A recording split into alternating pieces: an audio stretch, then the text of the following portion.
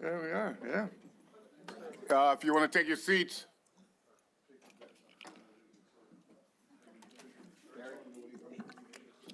I will bring the Courts and Correction meeting to order. And we will start with courtesy of the floor. Anyone want to speak? You got 5 minutes. Oh, somebody- Tell us who you are. So, I'm Deputy Brendan Heatherman, the president of the Northampton County Deputy Sheriff's Association. I'm sorry, I actually have this paperwork for you, gentlemen, ladies and gentlemen also. I only made 5 because I thought the committee was only a 4-member committee. Just give it to the committee members, that's fine. yeah, we can get copies for everybody else if we need it. Would you like me to wait or?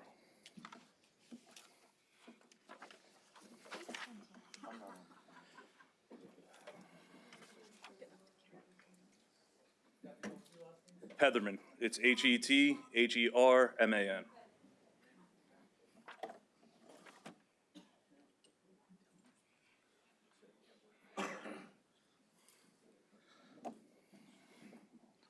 You got it, Linda? Okay, you have 5 minutes. Speaking on behalf of the association, just so everybody knows, county commissioners, as some of you are aware, through deputies speaking with you or talk throughout the county, a Northampton County Sheriff's Department is not being run properly, is failing citizens in Northampton County. Let us assure you that we are not choosing to neglect our duties and want to perform our duties as a law enforcement agency. The following explains what we've been occurring under the current administration. Our department is set up via CBA policies, home rule charter. These documents I refer to define the duties, guide our department, and are set up to have specific deputies assigned to primary duty assignments. Each PDA has a number of deputies assigned to it along with an assigned supervisor. When there is an assistance needed in a specific PDA, other deputies will be assigned to assist as needed. At this time, almost every PDA is running short daily due to lack of manpower, and some PDAs are barely functioning. Below is a breakdown of each PDA and the functions they serve. Protective services, this is our largest PDA. The PDA covers courts, building security, posts, and the government center, DRS, DHS, Graysdale, the CAB. And under the McClure administration, there are 2 deputies now assigned out to Graysdale, including weekends. Graysdale, according to the acting sheriff, or when he was acting sheriff, Richard Johnson, Mr. McClure wanted deputies assigned to Graysdale after an incident occurred on the property. Our board at the time asked if they will be adding 2 deputies to the roster since they are creating new positions. Acting Sheriff Johnson replied he was not in the position to ask for more deputies since he is only the acting sheriff. When Johnson was appointed as the sheriff of Northampton County by McClure, the board once again asked if he would be replacing the 2 deputies covering Graysdale, to which he replied no. When we asked that our functions, or what our function was at Graysdale, he said it was an omnipresence, and that if anything were to happen, we were to contact Upper Nazareth PD. I am sure you can imagine the embarrassing that it can be for deputies to sit around in full uniform, being fully trained, only to tell someone that if they do not listen, we will call the police. The powers of a deputy are limited in Pennsylvania. However, we are required to act if there is a breach of peace in our presence. You will hear more about this duty to act later on through. The Graysdale security post needs to be covered on weekends. 2 deputies per day, 6-hour shifts. Eligible deputies' names were provided from a vaccination list distributed by Human Resources to supervisors, from the deputies who entered a raffle, and a few that actually volunteered their status. Once a grievance was filed, Mr. McClure demanded, or actually I should say Sheriff Johnson demanded vaccination status of our entire department, to which we complied. Then a new list was compiled. First, the list was distributed to Graysdale. Eventually, it was given to our supervisors and can easily be figured out by anyone with access to our online scheduling system.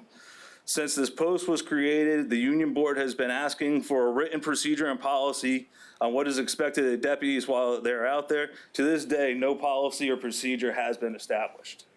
Support services. This PDA handles the evidence lockers, our fleet, our inventory, our camera system, license to carry firearms, compliance checks with pawn shops, medicine drop-off boxes, and many other functions behind the scenes that keeps our department running. One of the biggest functions they had is they hold as safety, return to this and destruction of confiscated weapons from PFA orders. Our department has been receiving calls about having weapons returned after PFA orders has been dropped or expired. Unfortunately, the weapons returns constantly are being rescheduled due to deputies being pulled for courts or transports. Transports, as the name suggests, the division covers all the inmate transports to and from prison, state and county, medical facility transports, NCP, and delinquent juvenile transports as well.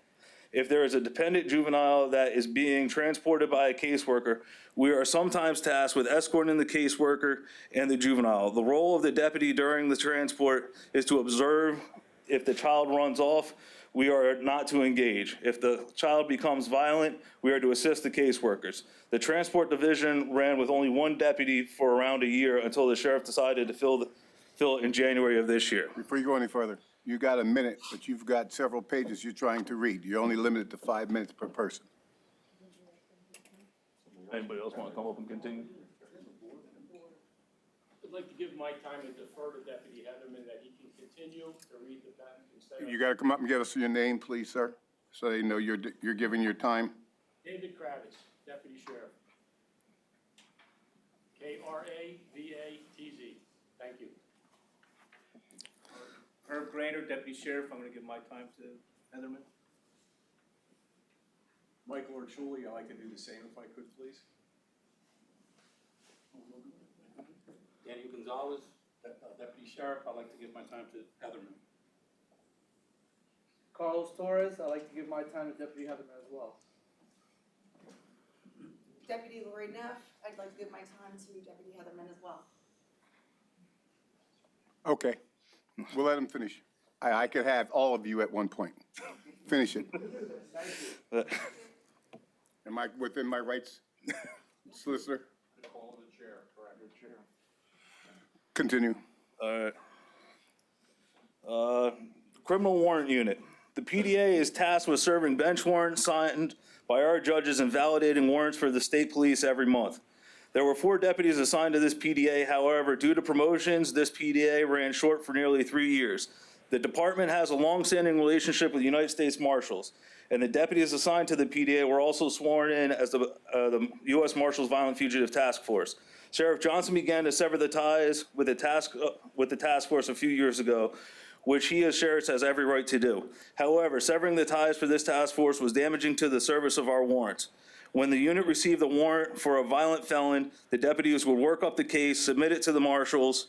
That warrant would then be attempted on by our deputies and the marshals task force on agreed upon date and time. At this time, the PDA does not attempt warrants services, and the amount of warrants of the department is above 2,600. The deputies are used for transports and other protective services PDA almost daily. As you recall, Sheriff Johnson stood in front of you on the council on October 27, 2021, where he and Lieutenant Pedritis claimed our department is still doing warrants. If you refer to the back pages, there's a breakdown of all the warrants served by our department since 2016. Whenever a warrant is served by our deputies, They are required to do a report. Any number above what is shown on the chart is more likely someone turning themselves in or getting picked up by another agency. A few warrant apprehensions you see recently are from other agencies calling in and practically begging to us to execute the warrant. I am sure COVID will be blamed for our department not serving warrants. However, we were still serving warrants in 2020 during the beginning of COVID. The sheriff refuses to fill the warrants unit, and as a result has basically dismantled the unit. Field operations. This PDA works 2 to 10 p.m. shifts and serves PFAs, ICC warrants, performs transports, and serves civil papers that cannot be served during the day shift. If there is a hospital detail, the on-call deputy reports to cover the 2 to 10 shift at the hospital and does not assist the shift with PFA services. Due to the dangers of serving a PFA, especially one where weapons are being taken or children are being taken from one party and given to another, the deputies always have a partner present. The PDA went from 4 deputies to 2 in 2021, and in January 2022 was filled just like our transport division. This PDA was also tasked with collecting ballots at all the county facilities in Bethlehem City Hall. Multiple deputies were sent to voter registration, sworn in to handle the ballot pickups, and only those deputies were tasked with handling the ballots.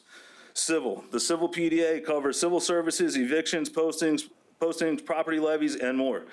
The public and attorneys pay a fee for the sheriff to take the responsibility of serving the paperwork or at least documenting multiple attempts to get it served. Just like the other PDAs, this PDA ran short for over a year's time. And the deputies were and still are being pulled to cover either courts or transports multiple days a week. If they are only needed for a portion of the day, they are allowed to attempt the services on a very limited schedule. Many papers were being returned with either no attempts or few attempts, not at the fault of the deputies, but by the fault of the management. Attorneys are calling to complain of a lot of the money is being spent by attorneys and the public for the service that is not being performed as it should be according to the Home Rule Charter. Some papers have come down to the civil deputies with a note typed on this saying, Northampton County fee waived due to only 2 attempts being made for service due to court scheduling and being understaffed. Hospital details. When an inmate needs a hospital treatment or a wanted person is admitted to the hospital, 2 deputies are sent to cover the details. We cover up to three details stated in our CBA, and the jail assists after that. We have these details to make sure that the prisoner does not escape, does not cause harm, and to make sure the prisoner is not harmed. Over the years, drugs and weapons have been found in the hospital rooms by deputies. Family members, friends, and enemies have shown up to hospitals looking for the inmate in our custody. We have a policy and procedures on how to handle these situations. Since we are law enforcement officers, we have exercised our powers and charged people when appropriate. During the hospital details, our deputies have had water, food, spit, urine thrown on them. They also have been struck by prisoners. During COVID, our department continued to handle the hospital details. We eventually received hazard pay for covering the details. We are on COVID units with the inmates and having constant exposures, not just to COVID, but to other diseases as well. The hazard pay ended a few weeks, and a total our department was paid out was approximately $13,000. The hospital details did not stop, however, the hazard pay did. While mandates are a part of our job, for some reason over the past 3 years, numbers of mandates has grown at an alarming rate under Sheriff Johnston. We would average 1, at most 2 for some deputies a year. Now, last year alone, our deputies were in the high 20s to low 30s for mandates. The board was actually told by being mandated means we are not doing our jobs. We still had deputies at every post and every shift. So at no time was there an abandoned post. For almost a good 3 months during the summer of 2021, we all worked 16-hour days unless you had a vacation day or a scheduled off. With all of these responsibilities, new posts created, instead of increasing our roster numbers, the sheriff has decreased them.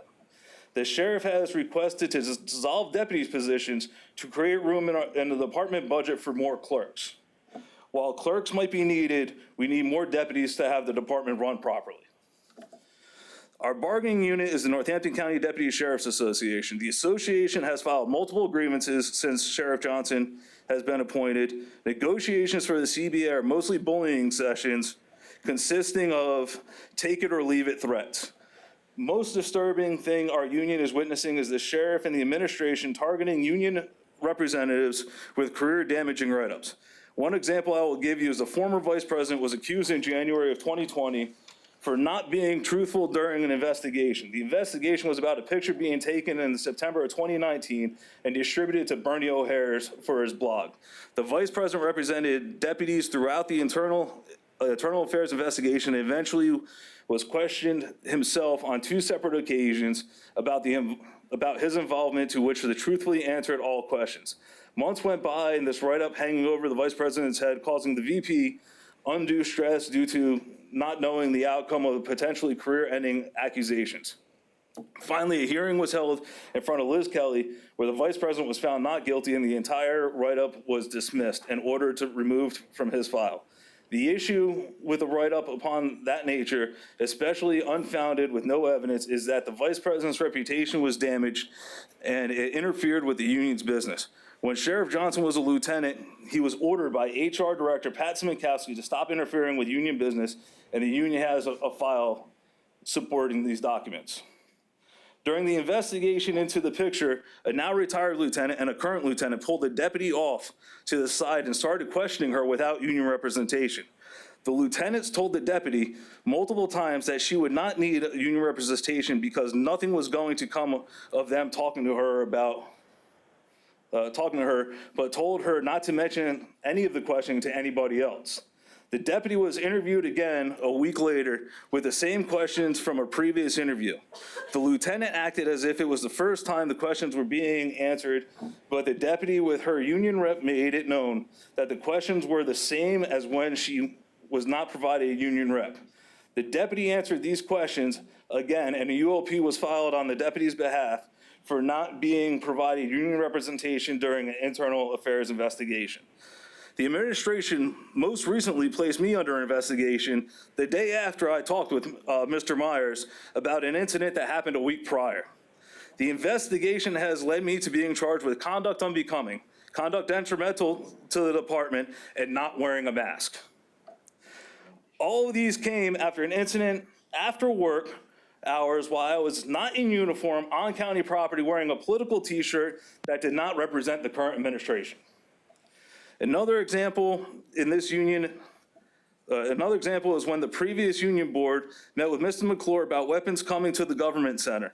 During the meeting, Mr. McClure told us, we as deputies do not really have any power as law enforcement. The board argued with him and decided the conversation was going nowhere. Then in September of 2019, the sheriff walked into the roll call and told us that there's nothing we can do about finding drugs in a courtroom because we have the power of mere citizens. We are expected to come into work every day knowing our administration does not back us and makes attempts to get us in trouble based on opinions or by sneaking around and trying to get information. On the most embarrassing moments of our department occurred after the 2020 election. There were multiple demonstrators outside the courthouse from opposing beliefs that started to become agitated, and one of the protesters was punched by another. Easton Police had an officer present to watch the crowd, and when things started getting heated, the officer called for help. Calls went to the 911 center from the protesters, asking why our deputies were standing inside the rotunda and not helping. The 911 center called our department and told us that assistance was needed outside the courthouse. We had a group of deputies literally running outside to assist when the order to stand down came from Sheriff Johnson, who was standing inside the rotunda watching the agitated demonstrators. This was occurring at our front doors to the government center / courthouse. The sheriff himself on scene and refused to act to assist Easton PD and the general public. That is the direct violation of our duty to act. The sheriff damaged relations with our allies on the Easton PD, but even worse, failed our citizens that day. Fortunately, A lot of our deputies are friends with Easton officers, and the former union president was able to reach out and share why we did not assist, and that it is because we were ordered to stand down. We are supposed to serve the people of the county of Northampton County and want to serve them. Under the administration, we are not fulfilling that purpose, and we are looked down upon by this administration. However, when it is time for mail-in ballots collecting, we are praised by the administration. When it is time for a political opponent to give a speech, we are called upon to drop everything and show a presence. Ever since Steve Lynch started his campaign against Mr. McClure last year, our department has been used as a personal police force for Mr. McClure. Any mention of Mr. Lynch coming to the courthouse, and our deputies are placed on high alert, and we add security at multiple parts of the courthouse. Whether you like Mr. Lynch or not, our deputies will tell you that any interaction with him is a pleasant one. He shakes our hands, thanks us for our service, acts appropriately, and then leaves when he is done. We were asked to cover school board meetings in Northampton Borough because of some of the things Mr. Lynch has said about removing school board members. Anyone covering that detail those months will tell you that there were no issues for Mr. Lynch or the others who feel the same as he does. We are supposed to serve the people and not be political pawns when this administration deems appropriate. The sheriff should be independent from the county executive, but under the home rule charter, it is impossible. The executive has too many appointments, and those appointed can only serve the executive or be replaced. I hope this helps you see what the main duties are within our sheriff's department and how we are lacking the ability to perform them. The amount of work to be done has become overwhelming because of the lack of deputies on the roster. 30 deputies have left since this administration started. Some retired, some left to pursue better paying jobs, and some left just for better work environments. We are being pulled in all different directions, and with the lack of leadership, it is safe to say morale has never been so low. While other counties, such as Lancaster, are providing significant pay increases and retention bonuses, we aren't even negotiating an expired contract. We have an advertised pay scale that is essentially unachievable. Steps are only given when the administration feels generous. We have a few deputies at top rate. The majority are at steps 1 and 2 of the pay scale, some with 10 years of service in the department or more. Those at the top rate have been here over 20 years. 20 years to achieve an eight-step pay scale is disheartening. Equal pay for equal work is not what can be expected when hired in this county. The job of a deputy sheriff is one of importance and should provide a sense of pride. The environment is damaging to everyone. It is not only extremely stressful, but it takes a toll on the health of a deputy. The conditions we are working under are not sustainable. We carry weapons, we drive vehicles, and no matter what the cost, we must perform at a level where the public can feel safe. The sheriff and Mr. McClure both believe that we are not truly law enforcement, and the examples I have given back my claim. Under PA General Assembly Title 18, Chapter 5, in Section 501, peace officer is where we gain the powers as law enforcement. In our oath, we swear to uphold the Constitution, the U.S. Constitution, the Pennsylvania Constitution, and the law. I know that this administration will stand up and say, we don't want to do our jobs. They will say that we are simply picking what we want to do. I will tell you that no matter the tasks that have been thrown at us, the numbers of hospital details, the amount of prisoner movement on court days while we are short-staffed, the men and women of Northampton County Deputy Sheriff's Association has stepped up and conquered all obstacles thrown at them. I can truly say that I am proud of the men and women that stand behind me today. Thank you very much. Next person, come up.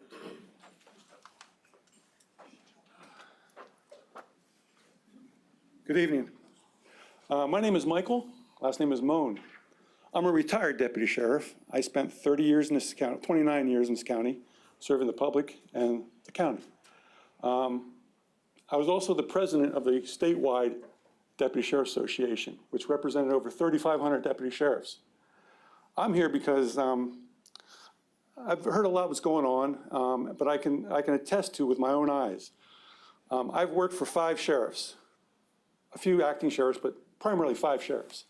I worked for Al D'Amedio back in 1991, probably the best sheriff I ever worked for. He had your back, always had your back. He was a true guy, great guy. Jeff Hallbecker, another great guy, had your back. And it was during that time the Sheriff's Department really flourished. We did a lot more back then than we're doing now. I'll get to that. But we worked with Easton PD on several operations. Operation Trigger Lock, saturated patrols, weed and seed. And unfortunately, when Jesse Sullivan was killed, our department, along with the other local departments, took over the city and patrolled it. This nonsense, and it's nonsense, that we're not law enforcement is nonsense, okay? These gentlemen and ladies back here, they're law enforcement, okay? There's no question, they're law enforcement. I still remember the first day that Sheriff Johnson was put as a full-time. He came into the roll call room and he said, right to us, you're not law enforcement, you're security. And I was like, what? Are you crazy? So, but getting back to my other, so I worked for Sheriff Hallbecker, great sheriff. Worked for Sheriff Miller, the commissioner of Bethlehem City, great job. Had a vision for this department, okay, had a vision. He was going towards that. Then I worked for Sheriff Dalrymple. That's when it started going downhill, okay? And then Sheriff Johnson came on, and it went like a duck down. I have never seen morale tank as I did when I was working for Sheriff Johnson. The important thing I like to say is, and to back what Brandon said is, these men and women are on the streets, are in here, and they're here to protect you and the public.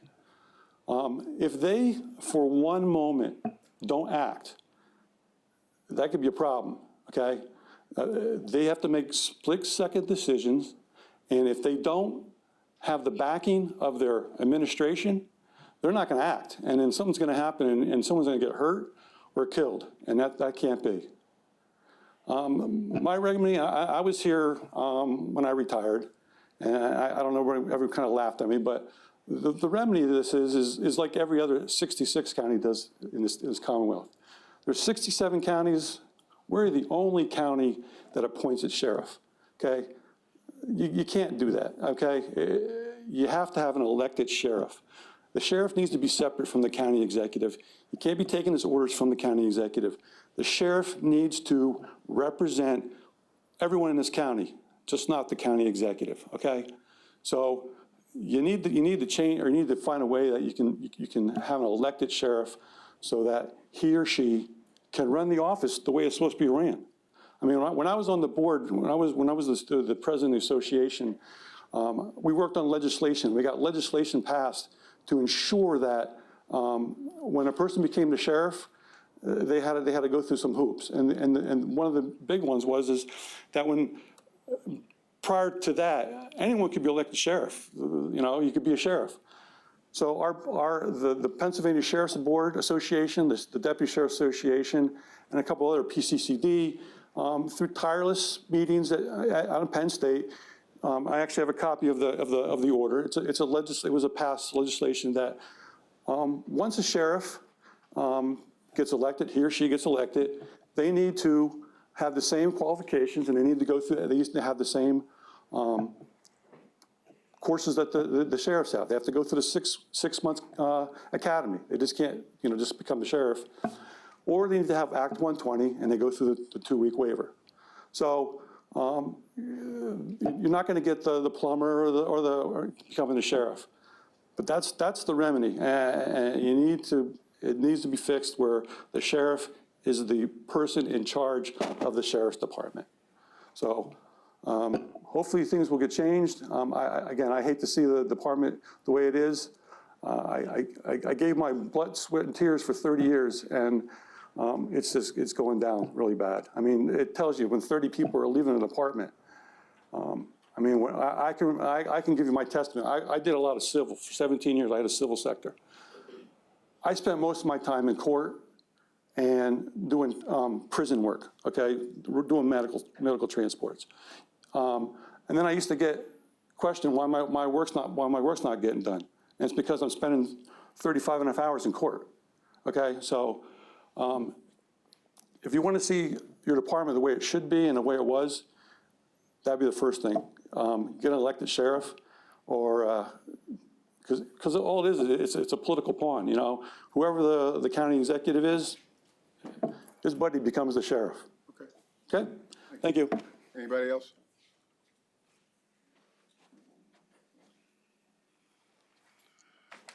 No one else for the courtesy of the floor?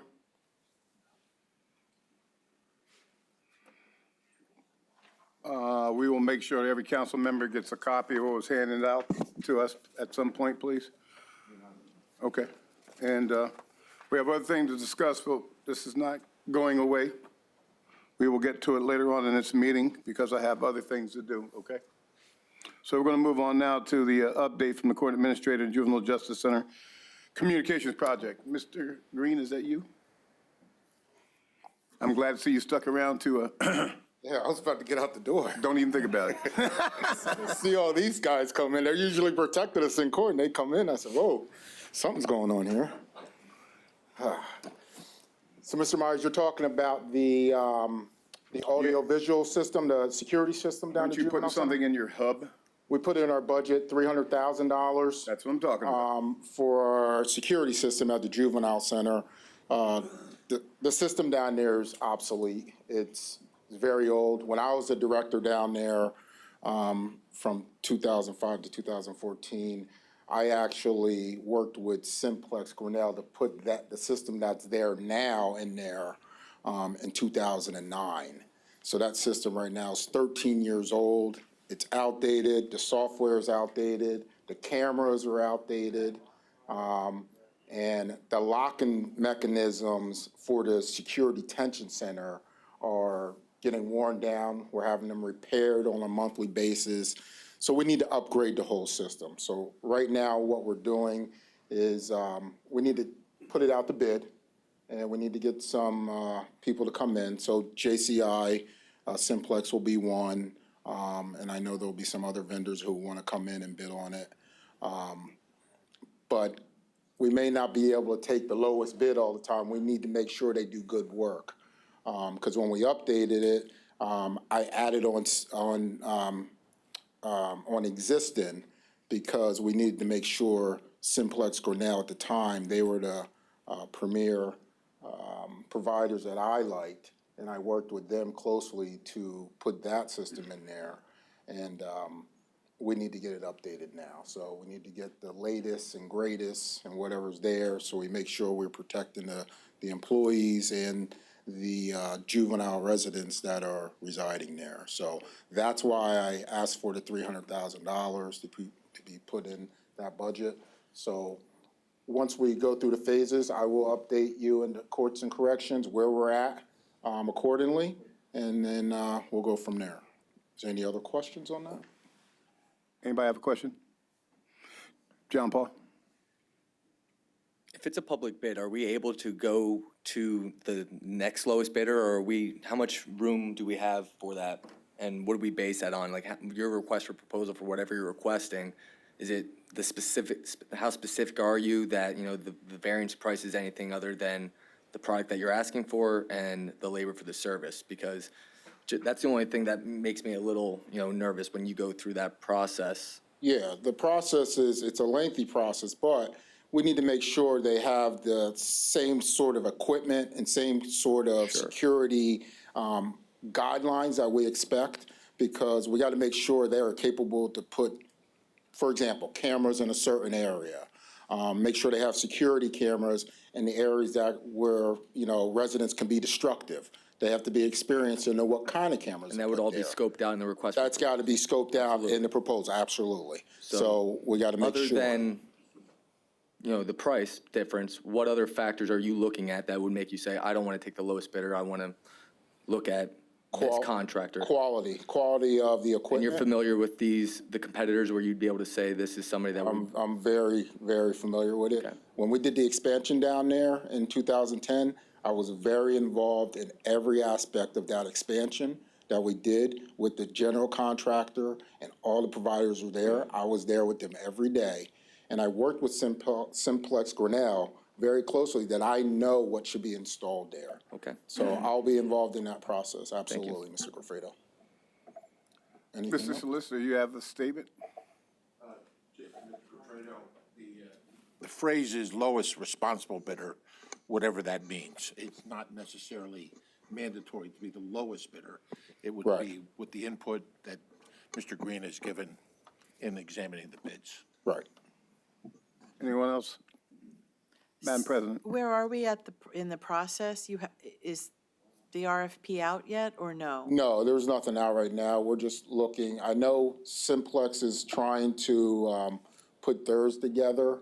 So I'd like to give them an opportunity because it's their system, so if they can come up with a system that's satisfactory, that would be satisfactory to me. And I've worked very close with those installers.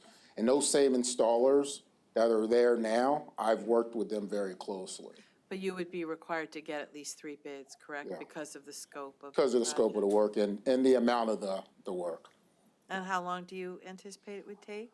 Well, the last time we put the system in, it was at least a good 6 to 9 months to get it done. So, yeah, that's what I would anticipate this being. Thank you. You're welcome. Do I have anybody else? Ms. Farr, have you already asked the questions I was going to ask? And when do you anticipate at what point you're going to put something out? I need to get with our acting director right now. He's been busy because we just had our state inspection, which I would tell you was very well. They did a really good job down there. They interviewed, the Department of Public Welfare interviewed all our staff members. They interviewed the residents that were there from other jurisdictions, and they were overwhelmingly said the kids feel safe here, they like the facility, and they feel well cared for. And he's been busy with that. So I need to let him finish that up because he needs to get us the reports from DPW, get everything submitted, answer any citations that they had. They had some administrative citations that we have to answer. So I want to give him the opportunity to get that done, and we can submit that to Judge Daly for his review. And then shortly after that, I'm anticipating in the next 30 days or so, we could start the process of the security system. You have an acting director at this point? Yes, we do. When do you plan at one point making this permanent or filling that position? I'm not sure right now. Okay. I'm not sure. I mean, I'm not stepping on your toes. I know we can only ask so much. I'm not. I know you. I ain't afraid because I'll meet you in the back alley. No, just kidding. I know you're not. But the acting director is Mr. Jamar Billman. He's been with us for 16 years. He's done every job at the facility from youth care worker all the way up, and he's earned his keep. So he's there right now. So, I envision that he is going to be our guy, but you just never know. I need to keep that open. Everything's got to be approved by the administrative judge and the president judge. Okay, now let's get down to the meat and crux. You got a real problem down below with personnel. I do. I understand you brought some of that to the earlier meeting. Yes, I did. Now I want you to explain to council what's your what's your approach on how to get these positions of 33 filled, and how are you going to do this? Are you going to go out to various work studies? How are you going to get this done? Like I said before, I don't have the luxury of a work study. How long is that going to take? The last time when I started here in 1999, I know there was a work study, I think it was Barston or something like that. That thing took 2.5, 3 years. I don't have the luxury for that. So, like I said, I'm asking council to get creative with me and the courts to come with a solution. The bottom line is, these people need to be paid more money. It's that simple. They need to be paid. If I have people leaving there and they're going down to Wendy's and they're making more money, how can I expect them to sit in a cell with a resident who's acting out of control. And Do you have by chance, because I know you're talking salary, yeah, the various counties around us, can you get your hands on what they may be paying people compared to what we're paying, so we have some sort of comparison? I can, and that was one of the things I've been working on. I'm gonna do that, but I would say at least our youth care workers and our supervisors should be commensurate with what the correction officers are making and the lieutenants are making. Because first off, our youth care workers have to have 60 college credits or an associate degree, and our supervisors have to have bachelor's degree. That's not the same. They have more education that's required than the COs and the lieutenants. So they should at least be commensurate with them. I know the lieutenants make about 9,000 more than my supervisors right now. And the corrections officers make about $6 more than the youth care workers. So you may want to say, yeah, they have different populations, they're an adult and they're juveniles. Listen, they're criminals, they're just under 18. And at this time, we have we have some juveniles who are being held in the juvenile center now, awaiting direct file charges, who are going to be charged as an adult, but our juvenile center has to maintain them. And these are some serious charges.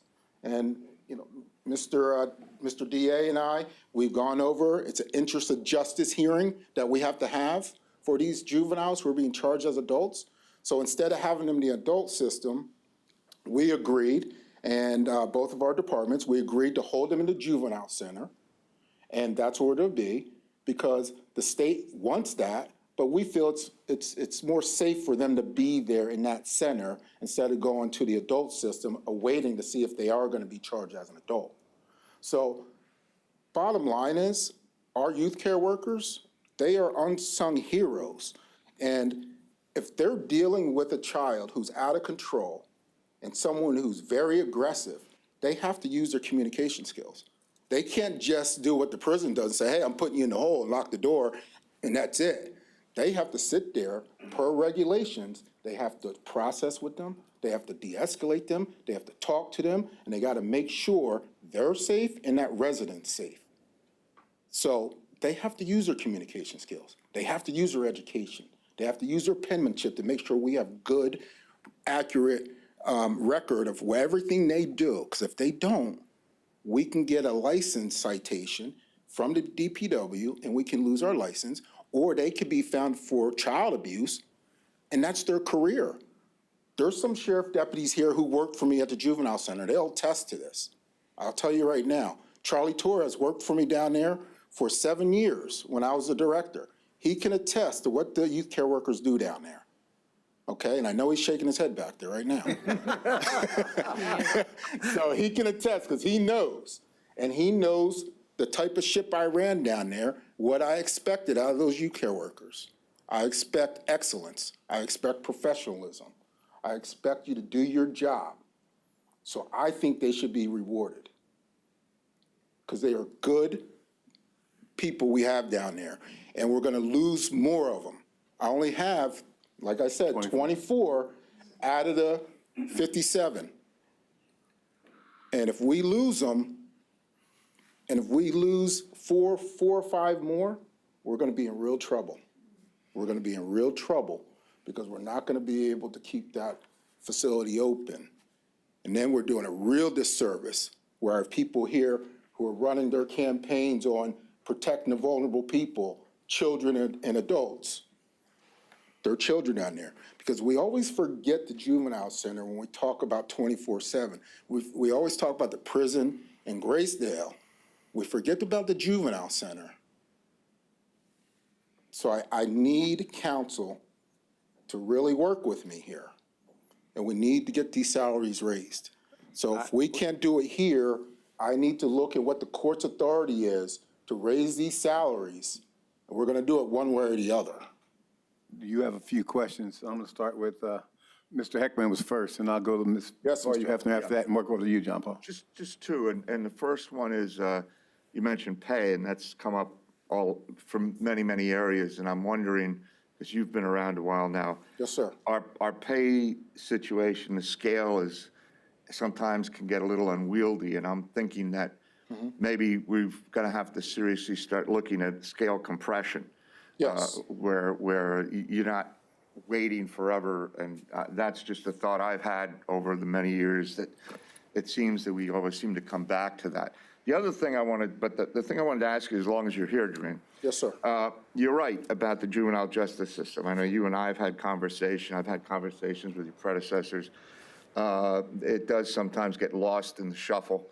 And having worked with youth in my past, people forget sometimes the tryingness. I mean, I know people have come up and said, how hard is it, dealing with juveniles and this and that? And I said, well, have you ever dealt with a 15-year-old boy who's really angry and his adrenaline's flying?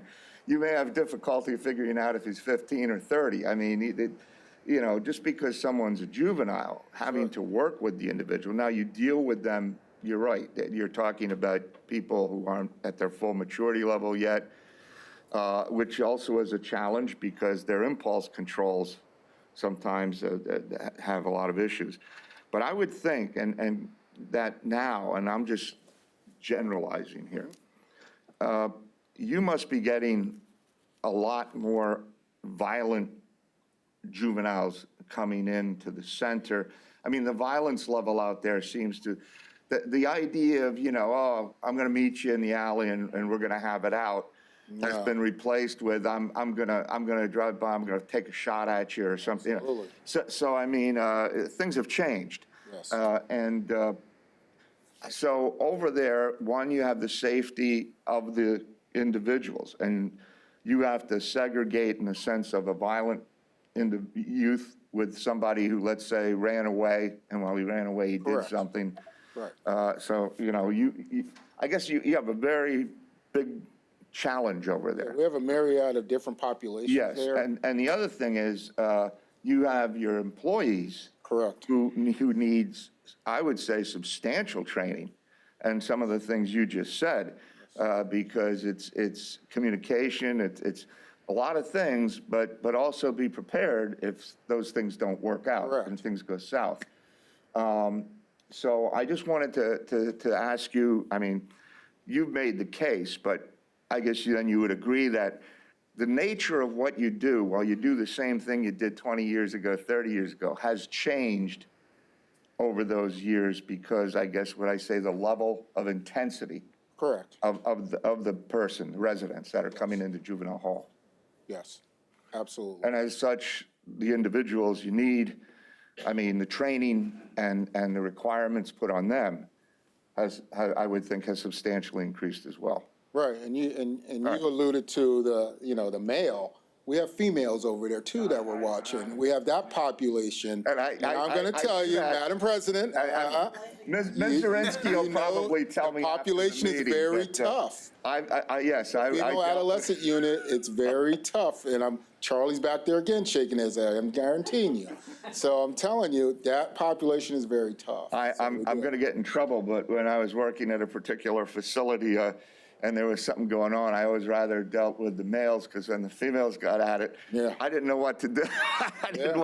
So I would back away, and we had female workers come in and handle that. But no, you're right. It's, I guess that goes to the entire, it's changed. The whole gambit. We have that population there, and we have to have, the youth care workers be trained specifically to help the female population. And Judge Barada, when he was the administrative judge, he used to always say, look, we have a treatment program there. We can't just put a pink bow on it and treat the females. We just can't do that. So they have to be specialized and trained in that population. We have a sex offender unit there that we have specifically to keep the sex offenders local. When I was appointed the director down there in 2005, that was one of my first tasks, that President Judge Freeberg and Judge Moran was the administrative juvenile judge at that time. They knew I had a background in supervising sex offenders and juveniles, and they said, we need to create our own program down there. At the time, the county was sending our juvenile sex offenders out and spending $929,000 a year. And I negotiated with Reading specialists to keep our kids here at $222,000 a year. So that was my first task, and we're still running that unit down there. We're saving the county dollars, so we don't have to send those residents out. Because if you send those residents out, it's $400 plus per day to treat them out in the county. So that's how important this is, and that's how important this center is, that we need to make sure we maintain our juvenile justice center. The courts are very proud of this center, and all of you should be proud of it as well. And you should be proud of what we established and what we're trying to maintain, but we need your help. Ms. Var, you have to. Madam President. Yeah, I have a couple. You didn't remember your census, correct? No, not at this time, Would because you it be able to changes. get that I data can for get us that and to you. male-female breakdown to Yeah, I can us? send that to you tomorrow. I didn't realize your director was gone. Our director, yes, he's gone. He resigned. All right, and we have a new acting director right now. There was no hiccup. There was no interruption in service. Mr. Billman is highly capable of running that facility, and he's been doing that. There's affirmation from the back, I guess. Census, programming. Talk about the programming, because again, you guys have been through the same thing everybody else. The last time you were really here and we talked about the program, there was no COVID and there was a lot of different stuff in place. So how has the programming changed? Do the staffing changes? Obviously census changes. Because did you send people home during COVID?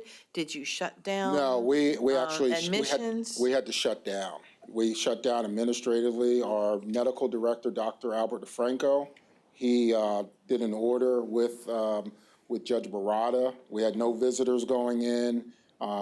We had no one was coming in at all. So programming did stop for a while during COVID. But we did a lot of things virtually. That's what we did.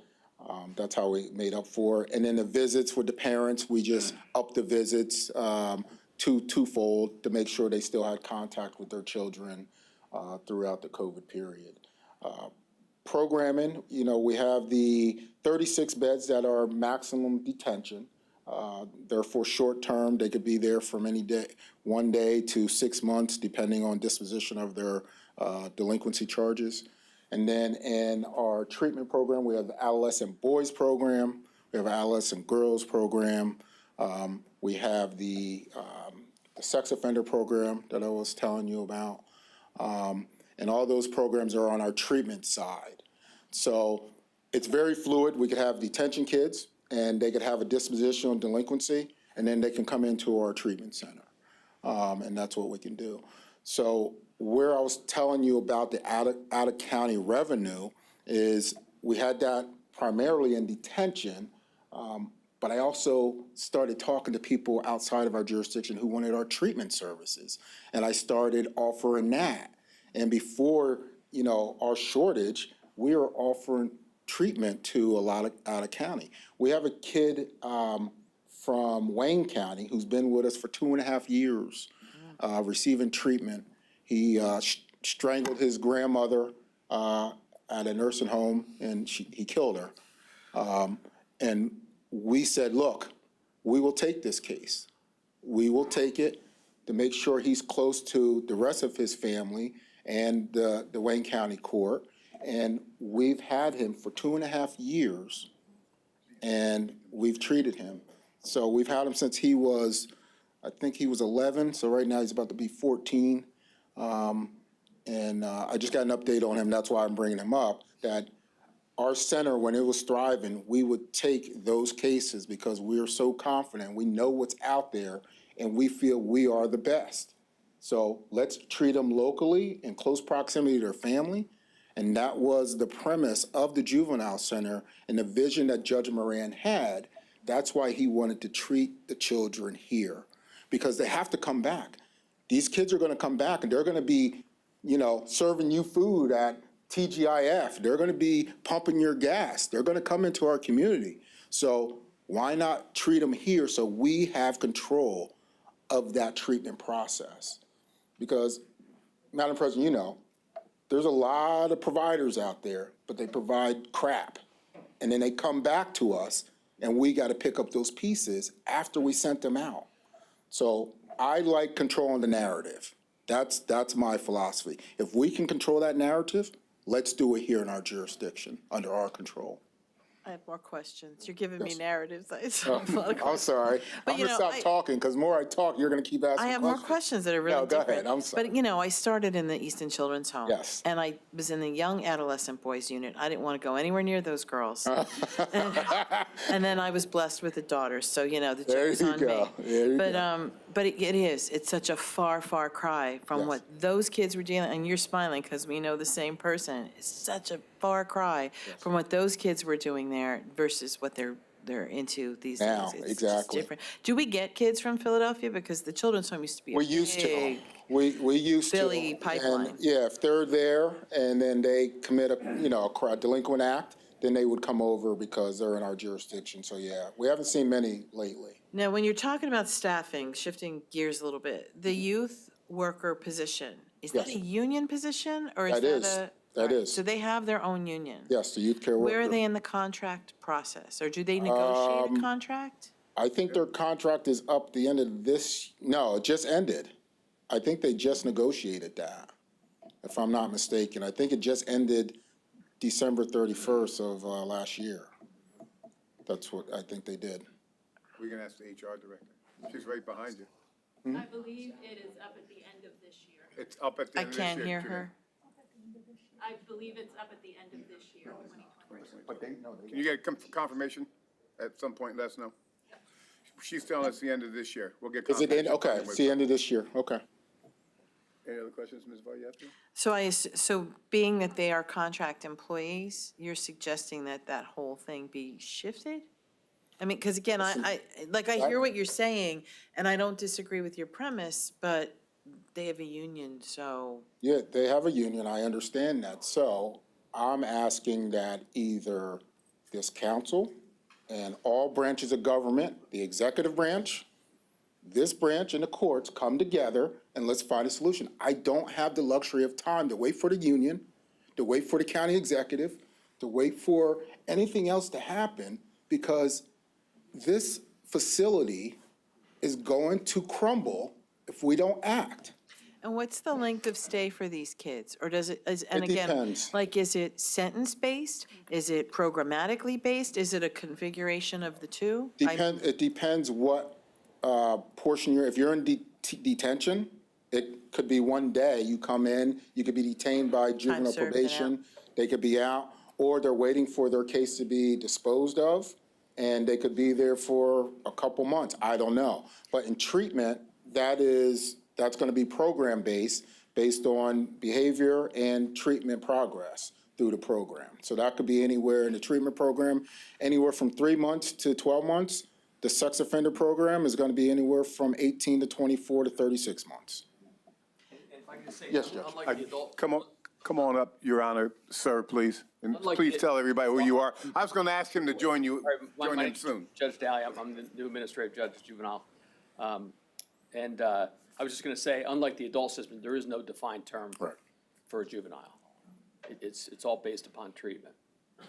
You might want to stay up there in case some questions. Do you have because I remember when the treatment providers for the sex offender program were here, but do you have other contracts with other providers coming in other than these youth? And what agreements are you having? And are those agreements separate and independent with you, or do you use Sue Wondolowski and her department services to bring people in? No, they're Or do you have separate. your own definition and your own contracts? All the contracts at the juvenile center are under the courts, and they are separate from the human services department. Now, there are cases that we share. Yeah, Right. and juvenile, yeah, the What about how delinquency. many external providers do you have coming in, or different, like, I assume someone's doing your drug and alcohol, or no, it's all internal? No, that's all internal. That's all internal. Do you get, I mean, does the state provide you any additional funding, or are there programs out there that we haven't tapped into to get some support? Because I know, again, in New Jersey, there was JJC money that was supposed to be tapped for this population, and are we accessing all those possible resources? I mean, there's various grant funding that's available, that, you know, But yeah, that's we can usually access. with juvenile probation Right. accesses that, usually from when they access the community. But inside, what they provide, they give us the reimbursement. Depending if you're in detention, they give you the 60% reimbursement. And then in treatment, they give the 80% reimbursement. And also the parents are responsible as well. Yes. Right? But they don't take them out to external providers, correct? They're in, I'm talking about from a financial standpoint, as far as Right. paying child support. all right, I won't bug you anymore. It's just, you know what? It's good to see you here. It's good to hear about this program. Yes. We haven't heard about it in 2 years, and I'm glad we are, and especially to hear the evolution of it. And Judge Daly, do you ever sleep? And what's Barada doing? Is he on the golf course? Like, Judge Barada, I'll be getting a phone call and a letter. I'm sorry. I certainly can't add to anything to what Jermaine has already told you. I mean, as you can see, his passion for the juvenile system. Just for understanding for you, John Paul, the Juvenile Justice Center falls under the courts, not under the administration. So they're a different entity, just like our district attorney sitting over there, quietly waiting to jump down my throat because I'm taking forever. So I want you, and your question's up now. I have many because this is all, it's very new to me, and I'm trying to piece together how much influence we can have because of the union and the contracts. But, you know, I'm very concerned because it seems like every time I come to a meeting here, I'm hearing about another department that's at a cataclysmic state because of staffing. And I understand we went through a pandemic. Has this issue with these staffing deficiencies ever been this bad in your time? No, sir. And can you say that basically it's pandemic related and when the shutdown happened, it was hard getting people back? I say a little bit, the pandemic, but I think, The chairman of the Federal Reserve said today in his press conference that for every open position there's for every person, there's 1.7 jobs for every person looking for Right. So work. That's- I can't that's relate. part of the leaving. problem. I can relate to trying to staff. That's a big part of my day, but I don't have to deal with the structure that you have to operate in. right. And I'm trying to think outside the box without stepping on toes that, you know, maybe I don't understand, but, you know, I know there's money. I know we're getting money for COVID-related, you know, deficiencies. I know we have a request for proposal going out for Department of Health Bureau that they're looking to start when we have a sheriff's department saying that they're falling apart. You have 33 vacancies out of 57 total spots in your department. I really think that $16.46 an hour needs to be seriously scrutinized because I have guys picking up drywall and cleaning up for $18 an hour and I can't get them to come in for less than that. I Exactly. can't imagine doing the job that these people are doing for less. I agree So with you. I really think this is more of a systematic issue that, you know, unless we want to start seeing departments folding up, we need to look at everything. I agree with you. And I would say that we're fortunate because with COVID, one of the things that did decline were the filings for juvenile, as well as criminal actions as well. Right. So had that not happened, we'd be in worse shape because we wouldn't have the personnel to staff Handle the it, place. right. Well, then this question goes for both of you because, like I said, I'm still trying to get acclimated. If you had a wish list and you had to say, or an idea of how to recruit people, how to attract people, because I think sign-on bonuses are fantastic, but I also think they disgruntle current employees, and people can't budget on a sign-on bonus. They need to know what they're going to live off of, and then what's going to be when that sign-on bonus is gone. So I see it as, you know, it's an easy solution, especially when you have, you know, $7,000 savings. That won't get you very far, though, 3 months later. Right. So what do you guys see as solutions that you would love to try, you haven't been able to, or for some reason or another it hasn't come up? Well, I think what Mr. Green said before, as far as leveling the playing field between what the juvenile workers get paid and the prison Right. officials or the prison guards get paid. I mean, Because the prison guards, right now, they have 5 vacancies right now. And you have 33. I have 33. So I'm saying, you know, I think what we need to do, what's under the court's control, if anybody, a new employee starts, okay? And it's beyond the third step. I need to bring it before this council. So what I'm saying is, I'm gonna bring a number before this council, and I'm gonna say, anybody who starts after this date should be starting at this salary. And I will have Judge Dally and Judge Corey support me in that and sign a court order to that effect, and I think that does it right there. And let's try it, because we have to. The salaries have to increase. They have to. And with the administrative code, 14.8, page 94, it says it's vested, the court can hire, fire, and they control and set the standards of employment. And I interpret standards of employment salary. So that's what I'm asking, and that's what I'm going to propose, and I am going to talk to Judge Dally about it further and the President Judge, but I think that's what we need to do. We need to get these salaries increased. Again, I do not have the luxury to wait for the union or any other branch of government. I need to act because I'm responsible for that juvenile center, and this court is responsible for that juvenile center. Mr. Cusack? Yeah, I just wanted to make one quick suggestion, and that would be that we get together with the union and negotiate a sidebar. You're in a crisis. I think the easiest thing to do is a sidebar agreement. We've done it numerous times. I think that the mechanism for the signing bonus is relatively easy through a sidebar agreement. So that would be my first suggestion.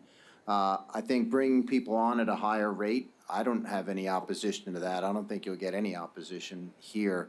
And then lastly, the negotiation is ongoing, so I would urge the administration to get started now so that we have something in place so that when the contract expires, you have some certainty as to what you will be paying the newly hired employees. Thank you. I appreciate that suggestion, Mr. Cusack. Ms. Zirinsky? Okay, great. So you said that you collect fees that are in addition to, like when Lackawanna. Oh, out-of-county revenue. Out-of-county revenue, Yes, ma'am. right? And approximately how much out-of-county revenue do you acquire in a year? Well, in our last budget, we were 1.6 million. Okay. The- And this year, 2 million, or We collected 2 million last year. We So- were above. what happens to these millions of dollars? Goes into the county coffers. Okay, so is there a mechanism by which we can draw that? If your department is collecting that as a fee, is there a mechanism by which we can draw from that to make up the deficits in salary for your employees? Because I would think that if we are going to renegotiate and start talking to unions, that we have to figure out where the money is going to come from. And if that is already part of I guess it's not part of your budget, but it is part of an It's part of the out-of-county revenue Revenue stream. budget, it's on the revenue So it's side. a revenue stream Revenue stream. that could be pooled, and it could go back to where it came from, the source. So I would look there That first. wouldn't cost the citizens of Northampton County anything. That's right, that's right. And I would urge the administration to do that, to look into that and make sure that that's a mechanism from which we can draw from. Thanks, Mr. Rand. Mr. Giovanni, you have a question? Okay. Wow. We haven't gotten together, but sparks are flying coming to you real quick. All right, just one other thing. Because before you spoke, we had a rather long, lengthy presentation by the Sheriff's Department. Can you get for the council, from the President Judge, any issues he may have inside his courtrooms that may pop up since we're dealing with something that is a little bit new to us? If I can get that done and have it for well, we're going to have a meeting next month for sure. Because it seems like a lot of issues here, and it's 10 after 6, and I'm still moving. We're having a judges meeting on Monday, and I think we can ask the other judges, your request, we can let them know your request, and then. Forward it to us, please. And then. That'll work for me. Any other questions for these guys? If not, okay, thank you very much. Thank you. You want to stick around? I appreciate it, Judge Daly, and nice article. Oh, thank you. We're going to move on to the district attorney who's sitting there looking like he's ready to have me for lunch. That's all good. Good evening, Commissioners, Madam President, how are you? Everything's good. You're not going to hear any complaints from me. I'm good. I'm good. Yeah, That's scary. I would change a little bit just to talk about victims for a little bit, child victims. Very happy to tell you that our participation in the Child Advocacy Center is going strong. From July of 2021, when we entered into the memorandum of understanding with the John Van Brakel Child Advocacy Center in Lehigh County, to January 1st of 2022, we've had 23 forensic interviews done for Northampton County. These interviews were performed at the request of law enforcement departments across Northampton County, including Bethlehem City, Easton, Lower Saucon, Moore Township, Nazareth Borough, Pennsylvania State Police, and Wilson Borough. From January 1st to March 16th, 12 additional forensic interviews have been done. Thus far, these interviews are all being performed at the request of law enforcement, and we've stretched from Bethlehem City, Easton, Pennsylvania State Police, and we've now have Palmer involved.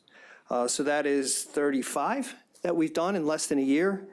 And in the 2 years between June 2019 and June 2021, a month before we started, there were only 49 forensic interviews conducted in Northampton County, only 49. All of them by the Van Brakel Center, all of them by 75% from Bethlehem City and 25% from Easton. This thing is going great. It's really gratifying because you're talking about young children that are subjected now to just one interview as opposed to be repeated interviews through the criminal justice system in a comfort area, in an area of understanding, and in court forensic and by court forensic experts.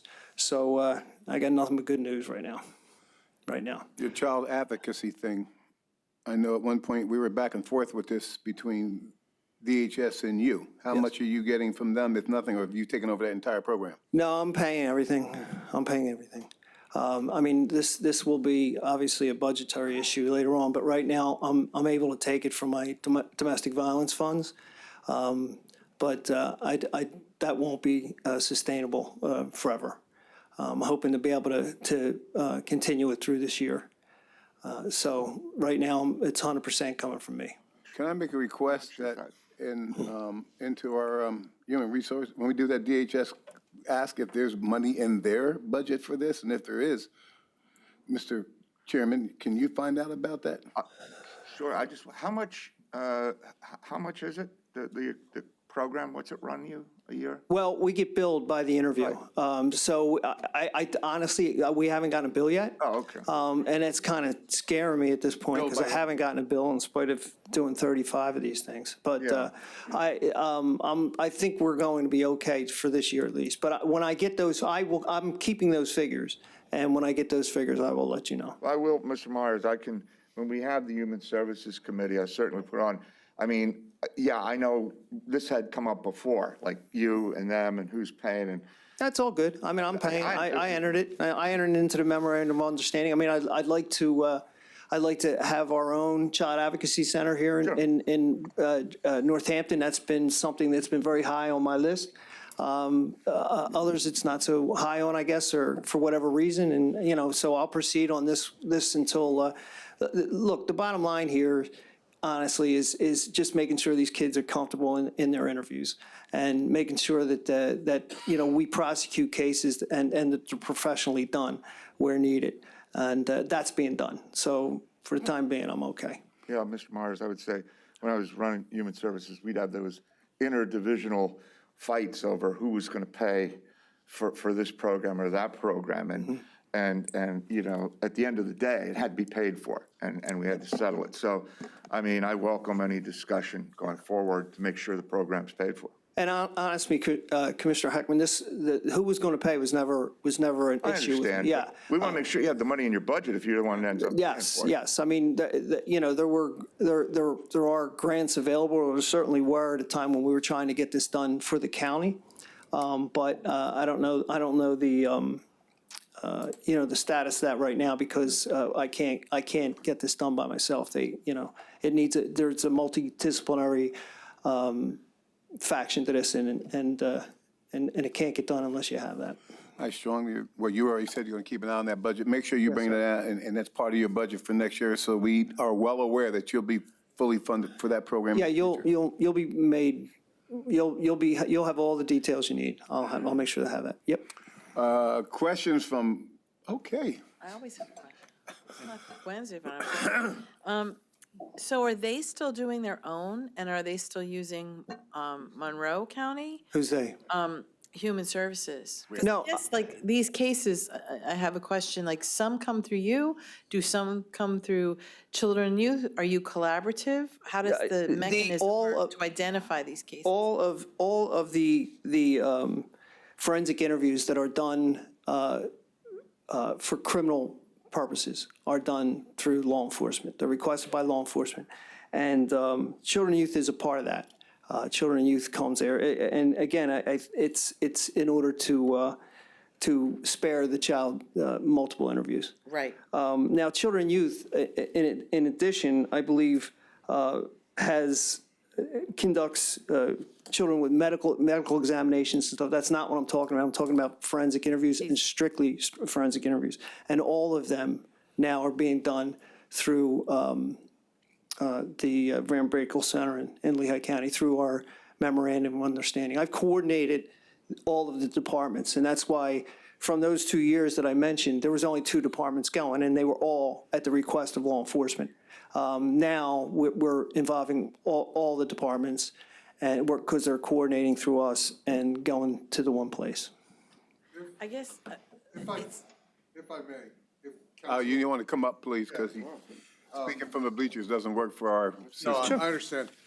Michael Vargo, in addition to working for the Northampton County Solicitor's Office, I do work for Lehigh County. And I don't know if the board fully appreciates how that child advocacy functions in a fully integrated setting. So the Child Advocacy Center is located on the 6th floor of the Lehigh Valley Hospital at 17th and True. There are employees from the Lehigh County District Attorney. There's a detective from the Lehigh County. There's Allentown Police Special Victims and medical, all integrated in the same unit, along with all the entire children and youth, the Child Protective Services investigative teams are also co-located in the same facility, so that children only have to be interviewed once. They can be seen by medical and interviewed all at the same time. So it's a fantastic program with regard to what it does for the children. Now, I don't know what the county would have to do to make that happen. I would suggest that Lisa Liddington at Lehigh Valley Hospital would be someone to reach out to. She's a fantastic resource with regard to what grants are available for these sort of operations. So, Thank you, Ms. Vargo. As you know, we've had this discussion. We've had this discussion before, and Lisa has been integral to this ongoing discussion. And we had grants lined up, as you know. All that was done, but it kind of died on the vine for reasons we discussed before. I guess the question is, because to me, it seems like they all would ultimately be forensic, because if someone is doing something to a child that's of any, They're all forensic. That's correct. They are. to me, That is correct. at least some way, shape, or form should be filtered there. So I'm not sure how people are collaborating. Well, anything that involves any allegation of a crime goes there. I can tell you that. So yeah. Anybody else got a question for the district attorney? Mr. Cusack got his hand up. Okay. I had a separate issue. Thank you for coming, by the way. No problem. Your patience is That's all good. appreciated. We've seen these reports of, I guess, gangs of shoplifters targeting certain locations. Would you like to comment on that, or do you have any insights that you could bring to the table? Well, yeah. I mean, what we're doing with them, I mean, a lot of this is word of mouth type thing. I mean, when this starts getting out, they start hitting, and then it becomes like almost an epidemic. You hit them at their core, and then it disperses. And what we do is we coordinate our efforts. Law enforcement coordinates our efforts, and we look at video. And there's always really good video coming from most of these places.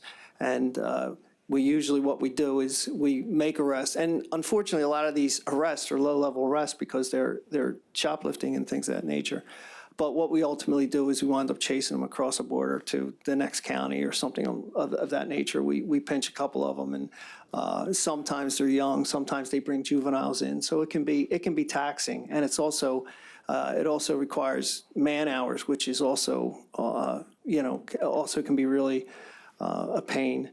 But the key to it, Commissioner Cusack, is that there has to be an open line of communications with law enforcement, and almost like a task force, so to speak. And that's how you attack that. Thank you. You're welcome. Yes, sir.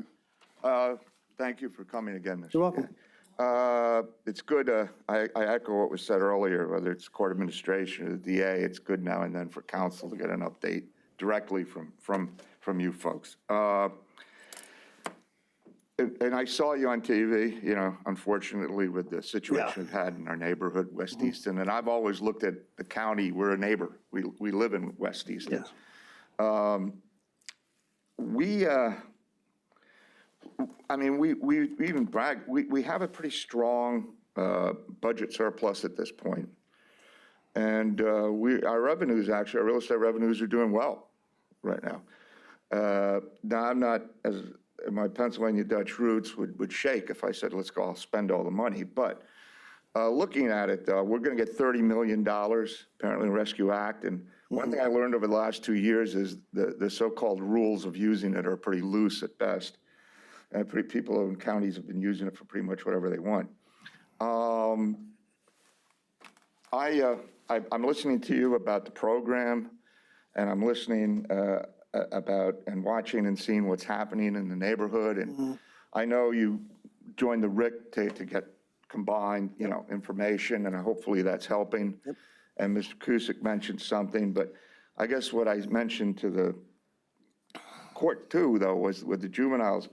It just seems like the juvenile crime is getting so much more violent. I mean, it hasn't overnight, but it's ratcheted up so much. And I'm just wondering if, I always believe you got to get your own house in order before you go out and buy another one or look for one. So I'm just wondering what we can do. And I know we have to move on, but going forward, if there's something that we can assist in helping you in your job as Northampton County District Attorney to bring about a safer community and fight some of this at the roots of it. So that's basically. There's a couple of approaches, and I won't take too much of your time.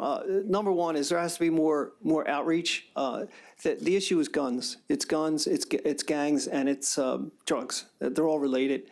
But guns are guns that these people are carrying around now are ridiculous. And there's no age. I mean, we have kids 13 that are carrying guns that they need two hands to pick up.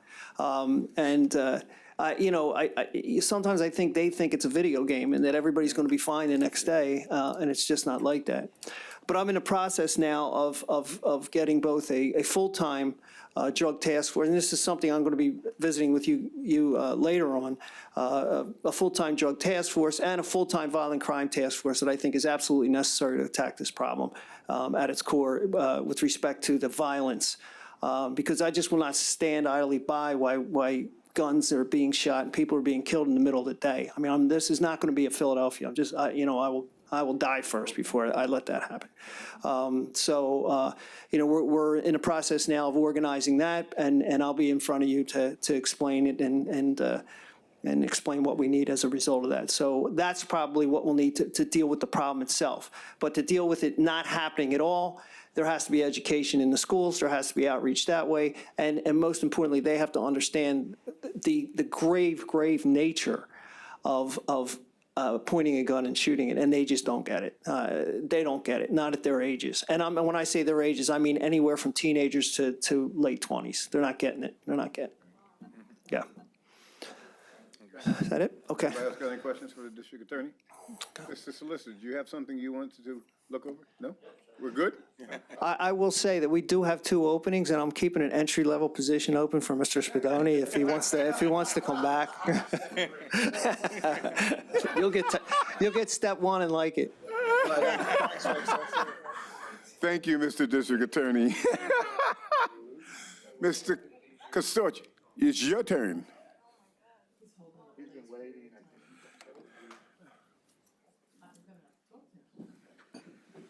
Madam President, Commissioners, good evening. Any questions? Well, first of all, Chairman is here. I'm running this one. Sir, I stand corrected. Okay, we're good with that. We brought you here because I want to know, there are some things you're getting done over there, and where do you stand with what you got getting done? I know some work's getting done. How's your COVID situation? How's your correctional officer situation? And let us know, because we haven't met in a while. Copy that. Just to You can start, tell Ken Stelton and be quiet. on the D-tier project, that is continuing. It's moving forward. We have a dumpster out back. They're tearing the tier up, and that's going to be ongoing. I do not see anything till the end of the year. At least we're going to move through the whole year with that. So that is cornered off. Of course, a lot of safety concerns have to be brought up because we do, around that environment, we have human beings inside. So we have to make it safe and secure for the residents and our employees. Correctional officers are doing a fantastic job for us.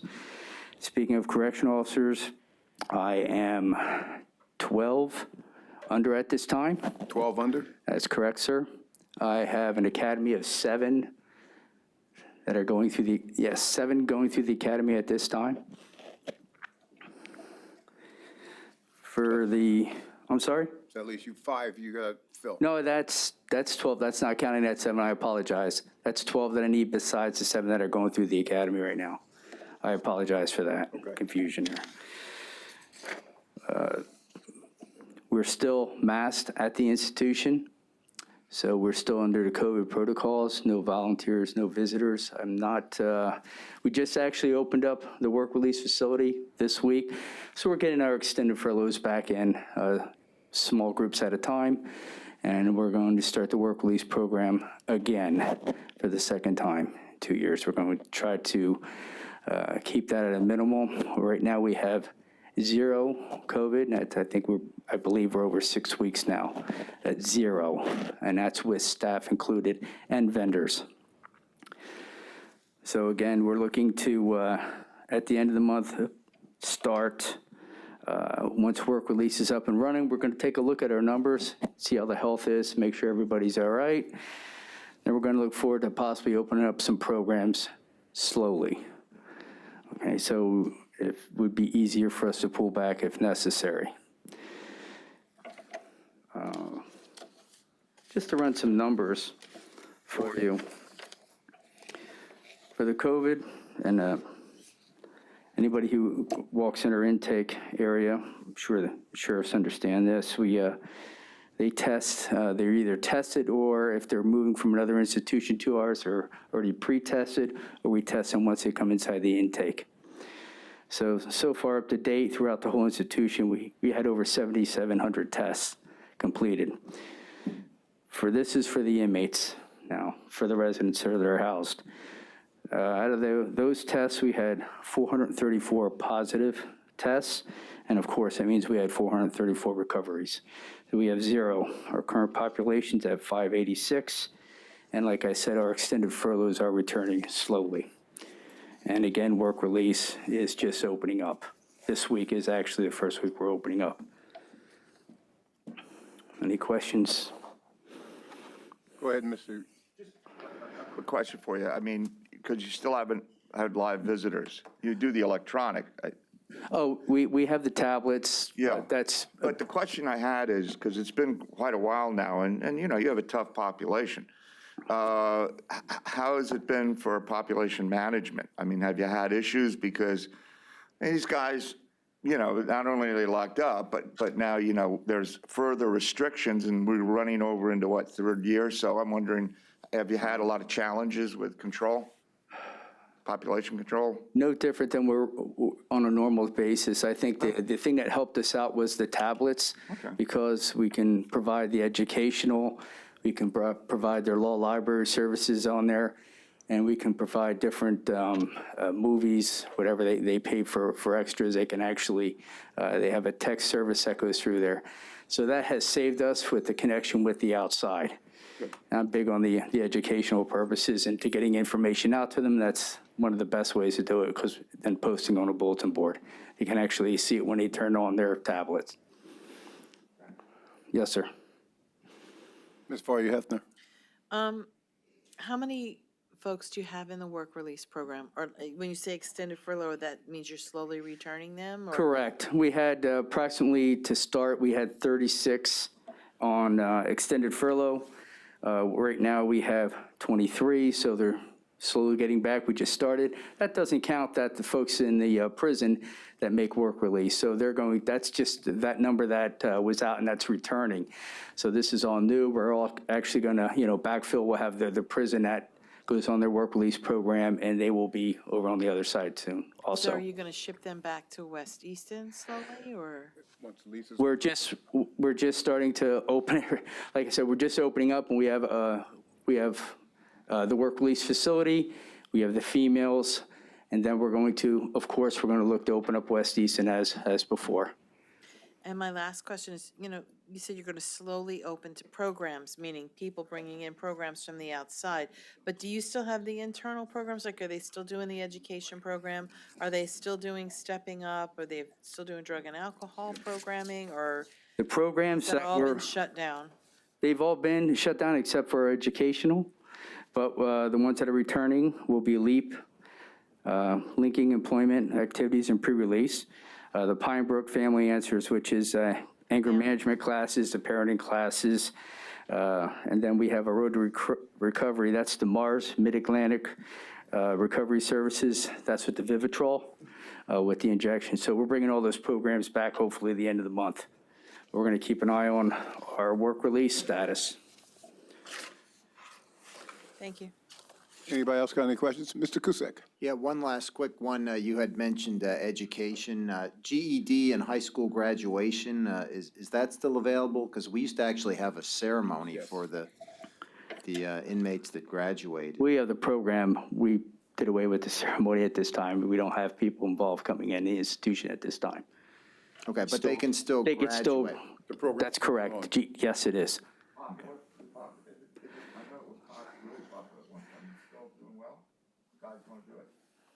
You'll have approximately 4 to 5.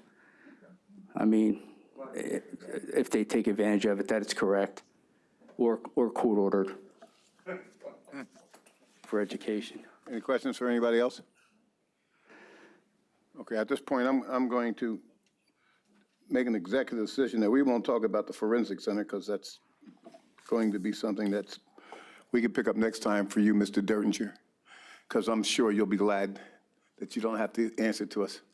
And we're going to move on to the sheriff's updates and questions that may come with that.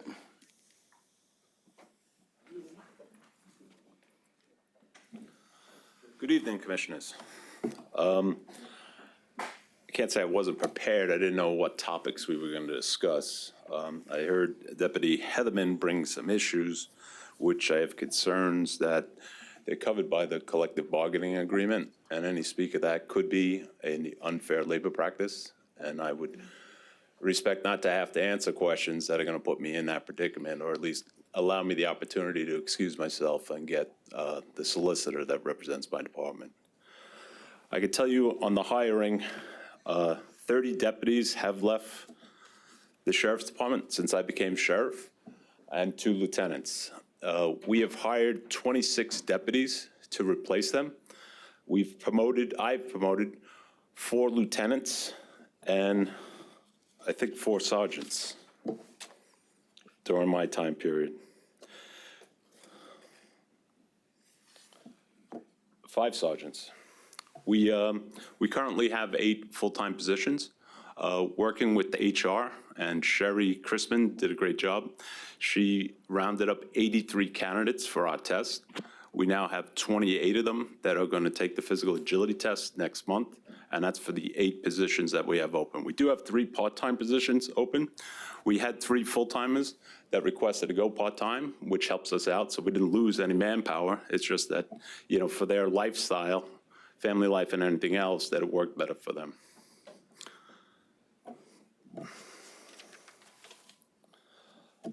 Just to touch on the warrants, we haven't been going out as much, and that was because of COVID. Obviously, if we have a moratorium on doing evictions, we can't go into people's house. They could be quarantining and pulling them out. Before there was a vaccination, you know, we could be bringing it into somebody's home as well. So for what I can report, in 2020, and these numbers are provided by Leanne Fisher, her department records and issues the warrants, but there was 1,701 warrants issued, and there was 1,150 cleared. The rate on that was 67.60%. The years before, we've had clearance rates of 80.47, 88.29, 89.43, 90.65. Now, when I say 1,700 warrants were issued and 1,150 were cleared, that doesn't mean it was 1,150 out of that 700. It was out of the pool of numbers that Deputy Heatherman has mentioned, which he's putting at 2,600. The last time I checked, it was around 2,400. But as we clear, warrants get cleared, they get vacated by the district attorney's warrants, or people end up deceased. We have one gentleman, his warrants from 1970, and he's deceased. He'd be 99 if he's alive, but it hasn't been cleared. It has to be vacated by the district attorney's office. It can't be vacated by mine. So there's plenty of people that have passed away that could be cleared out, but there's a process to do that. So that's why a lot of these numbers appear inflated. It's because it's out of our hands. We have, luckily for this meeting, not for this meeting, but I have another meeting where the courts were asking me about manpower issues and serving the courts. For the week of February 28th through March the 4th, the deputies moved 108 prisoners from the jail actually to the courtrooms. The one-day high was 56 prisoners, and they were serving 10 courtrooms at the time. During that same week, we transported 55 prisoners to state correctional institutes and county jails, and 9 inmates had medical appointments that required deputies to do it. The state has not opened up their transportation system. What would happen is we would have one person in Lackawanna, one person in Lackawanna's not a state, it's a county, in different state facilities, and we'd say we need them to be brought in, and they would put them to a central location where we have to send our inmates. We send our inmates to Phoenix now. So they would bring them into Phoenix. Mr. Kisora would tell us, Director Kisora would tell us, Liz, there's 8 to go to Phoenix, and we arrange it that it's one trip, 8 there, and then we bring back 8. Now we're going to 6, 7 different institutions, and that's tying up bodies. The backfill of the other units that they speak of, it can't be done while I'm down that many people. And I'm using people where we would have 2 people that would be able to move 16, 8 one way and 8 the other. Now we're using 6 people to move 4 people in different places. So a lot of the other issues, like I say, they fall under management rights and other parts of the contract. The issue about not being law enforcement, and it's not that they're law enforcement, the powers are limited. I have in front of me, and I'll provide this letter to you, and it's from District Attorney John Morganelli to Christopher T. Spadoni, Esquire, and it was on the behalf of Randa Miller. And District Attorney Morganelli reviewed the Copco versus Miller case and the Commonwealth versus Dobbins case. And essentially, and this is what he said, essentially, the Supreme Court of Pennsylvania has noted that taking all of the decisions together, sheriffs in Pennsylvania only have the authority to arrest for breaches of the peace and felonies committed in their presence, power which is no different from that of a private citizen. So I guess it's offensive to hear it. You know, we send them 19 weeks to the academy to learn how to become law enforcement officers, but the courts have ruled that our powers are actually limited. And with Graysdale, it's an omnipresence position. They're there to keep the peace. When it comes to an incident that happens up in a room, they're residents. I can't walk into your house and decide to do something. And I can't investigate it. That's one of the powers I don't have. I can't investigate crimes. So that's why we tell them to call up in Nazareth first. So they're coming in on the way. I don't expect my deputy to stay in the lobby while somebody's being assaulted. But when you hear that it's a previous assault, it's kind of like, well, there's nothing you can do. If it's an assault in progress, if it's a felony in progress, you are supposed to take action. So I think some of the lines get blurred, you know, and then some of the other allegations, I don't remember them correctly as they're being said. So I guess it's a difference of opinion.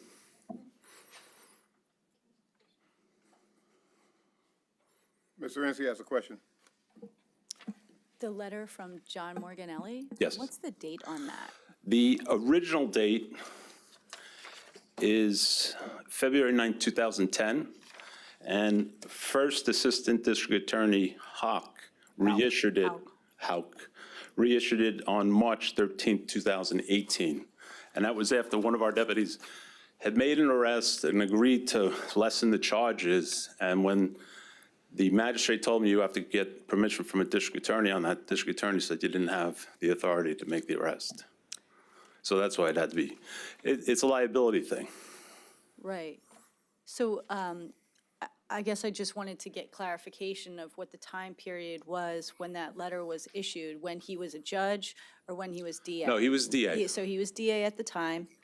And so this has been status quo since at least 2010? No, it's actually based on the cases from 2004. And the case is mentioned in the letter. Copco versus Miller was 2004. And the Dobbins, I believe, had to do with the wiretapping. And that was a 2007 case. And you'll get us a copy of that letter. I'm going to give you this one. Like I said, I didn't know what I was coming up for, so I just had this on me at the time. Okay. Are you done? Pretty much. I just think that I want to clarify too, another point, and I hope you can. Is the training that a corrections officer goes through the same training that a police officer would go through in 6 months? No. What's the difference? Well, the corrections officer are doing a 1-month academy, I believe. Oh, deputies. Okay. It has to do with the amount of hours. And our deputies actually do more training in the civil. But there's, I mean, I went to the police academy in October of '81. It's kind of the same. You got to go over case law, laws of arrest, you know, where you get your authority from and history. But then it goes to your state's constitution and the laws and ordinances. Okay, so the individuals sitting right there that I'm looking at, how long did they go to the academy? The majority of them, 19 weeks. 19 weeks. And so that makes them more than that 1-month training that you're talking about, right? Okay, their deputy sheriffs, the 1-month training are correctional officers. Okay, so they're deputy sheriffs. I'm Right. sorry for my ignorance, but No. if they're deputy sheriffs, what training, what does their training allow them to do then? In terms of, I guess what I need is clarification of the training of each of the individual departments, clarification of duties, to really understand Well, what they're arguing Well, and what it's- you're saying, because I really want to understand this, because I want to understand what's going on here, because obviously this dynamic isn't positive. well, it's through case law, and a Supreme Court judge or Superior Court judge, a Supreme Court judge, had made the ruling that deputy sheriff's powers are in fact limited to breaches of the peace, which amounts to basically disorderly conduct. You know, some people have stretched it to many different things, but a breach of the peace is cause a disturbance, cause public alarm, and then felonies in your presence, not in the past. It has to be, you have to personally see it so you can attest to it.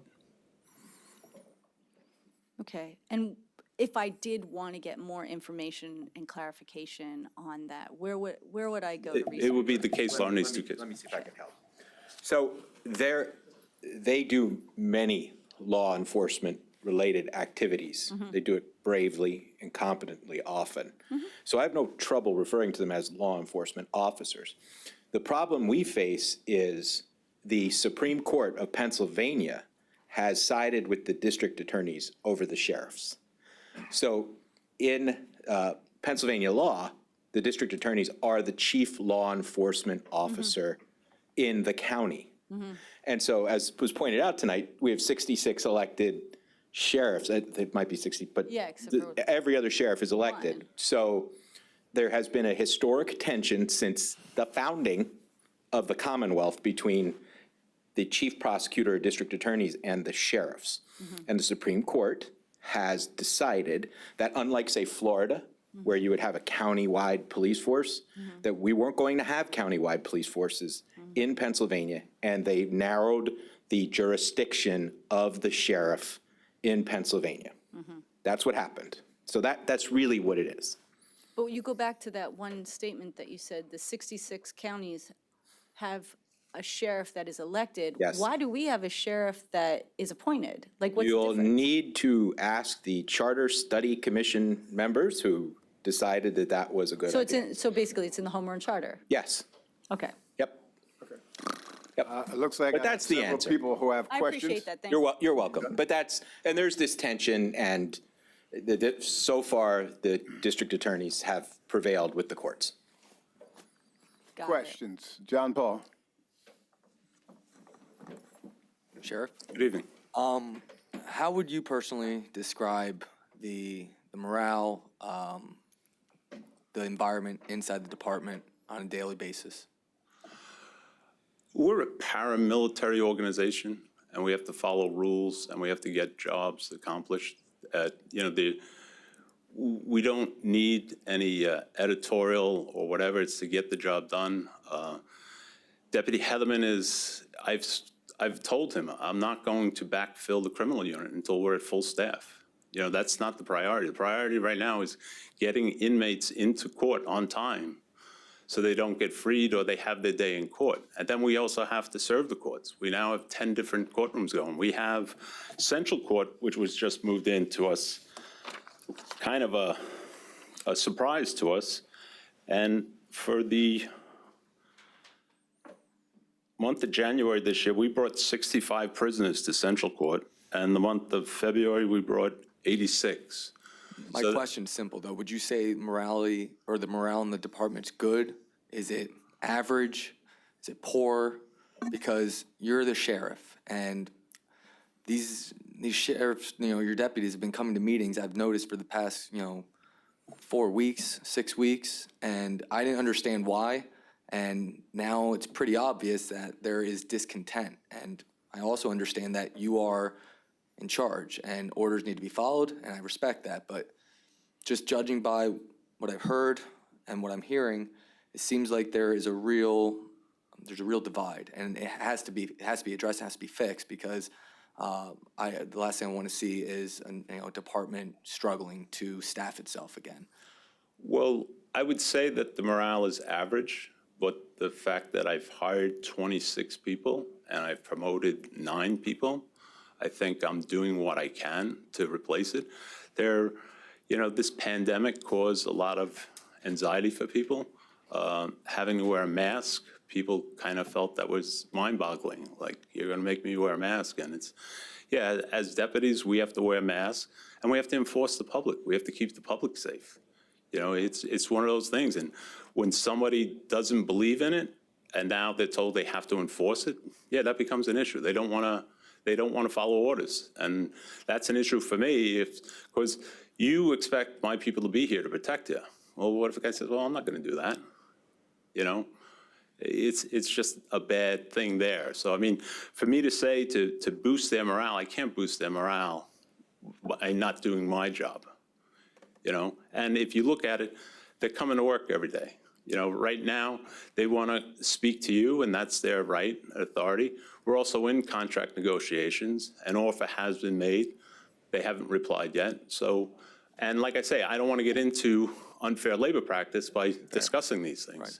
And the last question I have is, and the only reason why I asked this question is because it happened to be brought up to me by somebody that used to work for the Sheriff's Department. They told the story almost exactly as Mr. Heatherman described it during the protest, when you said initially at the hospital, if you witness an assault or you witness a felony, then it's their time to step in. And when I was being told the story from a very close friend of mine that happened to be in the department for a brief amount of time, he said he felt embarrassed. He felt like he wasn't doing what he was supposed to do. What was the rationale for not helping? I think it was an Easton officer in the street in front of the courthouse. And I don't even know if it's my, that's your decision as a sheriff. I'm not a sheriff, so I'm not trying to undermine you, but it seems like it really stood in his mind. And then when I heard Mr. Heatherman say it, it bothered him tremendously as well. And I can understand why, having family in police, proud people would demand, they're to be respected. And I feel like that was, they felt slighted. And I want to understand your side of the story. The incident case you talked about, now first off, the Easton officer was Vince Brunio, who's a friend of mine. He's been over my house. He wasn't on the scene when my guys wanted to run out there. There was a young black man who was filming the crowd that was waving flags. The kid's allowed to do it. One of the demonstrators was screaming at him through a bullhorn, So it's like, that's not our place. We're not in the streets. That's Easton. I had informed Easton of this thing. There wasn't an officer standing by. So, I watched it. I was there in the lobby. I saw the whole thing. It was not out of hand. So now when guys come up saying Easton's looking for help, and I'm there and I don't see Easton there, it's like, no, you're not running out there. The optics of that is a neighborhood kid is filming demonstrators, and now the Sheriff's Department in uniform is going to go run out and surround that kid? I thought that would be overkill. Thank you. Ms. Varyu Hefner. Chris, do you have anything you want to add? Well, I'll defer some time to him since his name was on the document that was referenced. But my first question was, what code determines that they are not law enforcement? So you're not saying it's an administrative code, you're citing that case law, correct? They are law enforcement, but their powers are limited, and it's based by, can I approach and give it to Attorney Spadoni? Let him speak. Let him. Aileen's over there.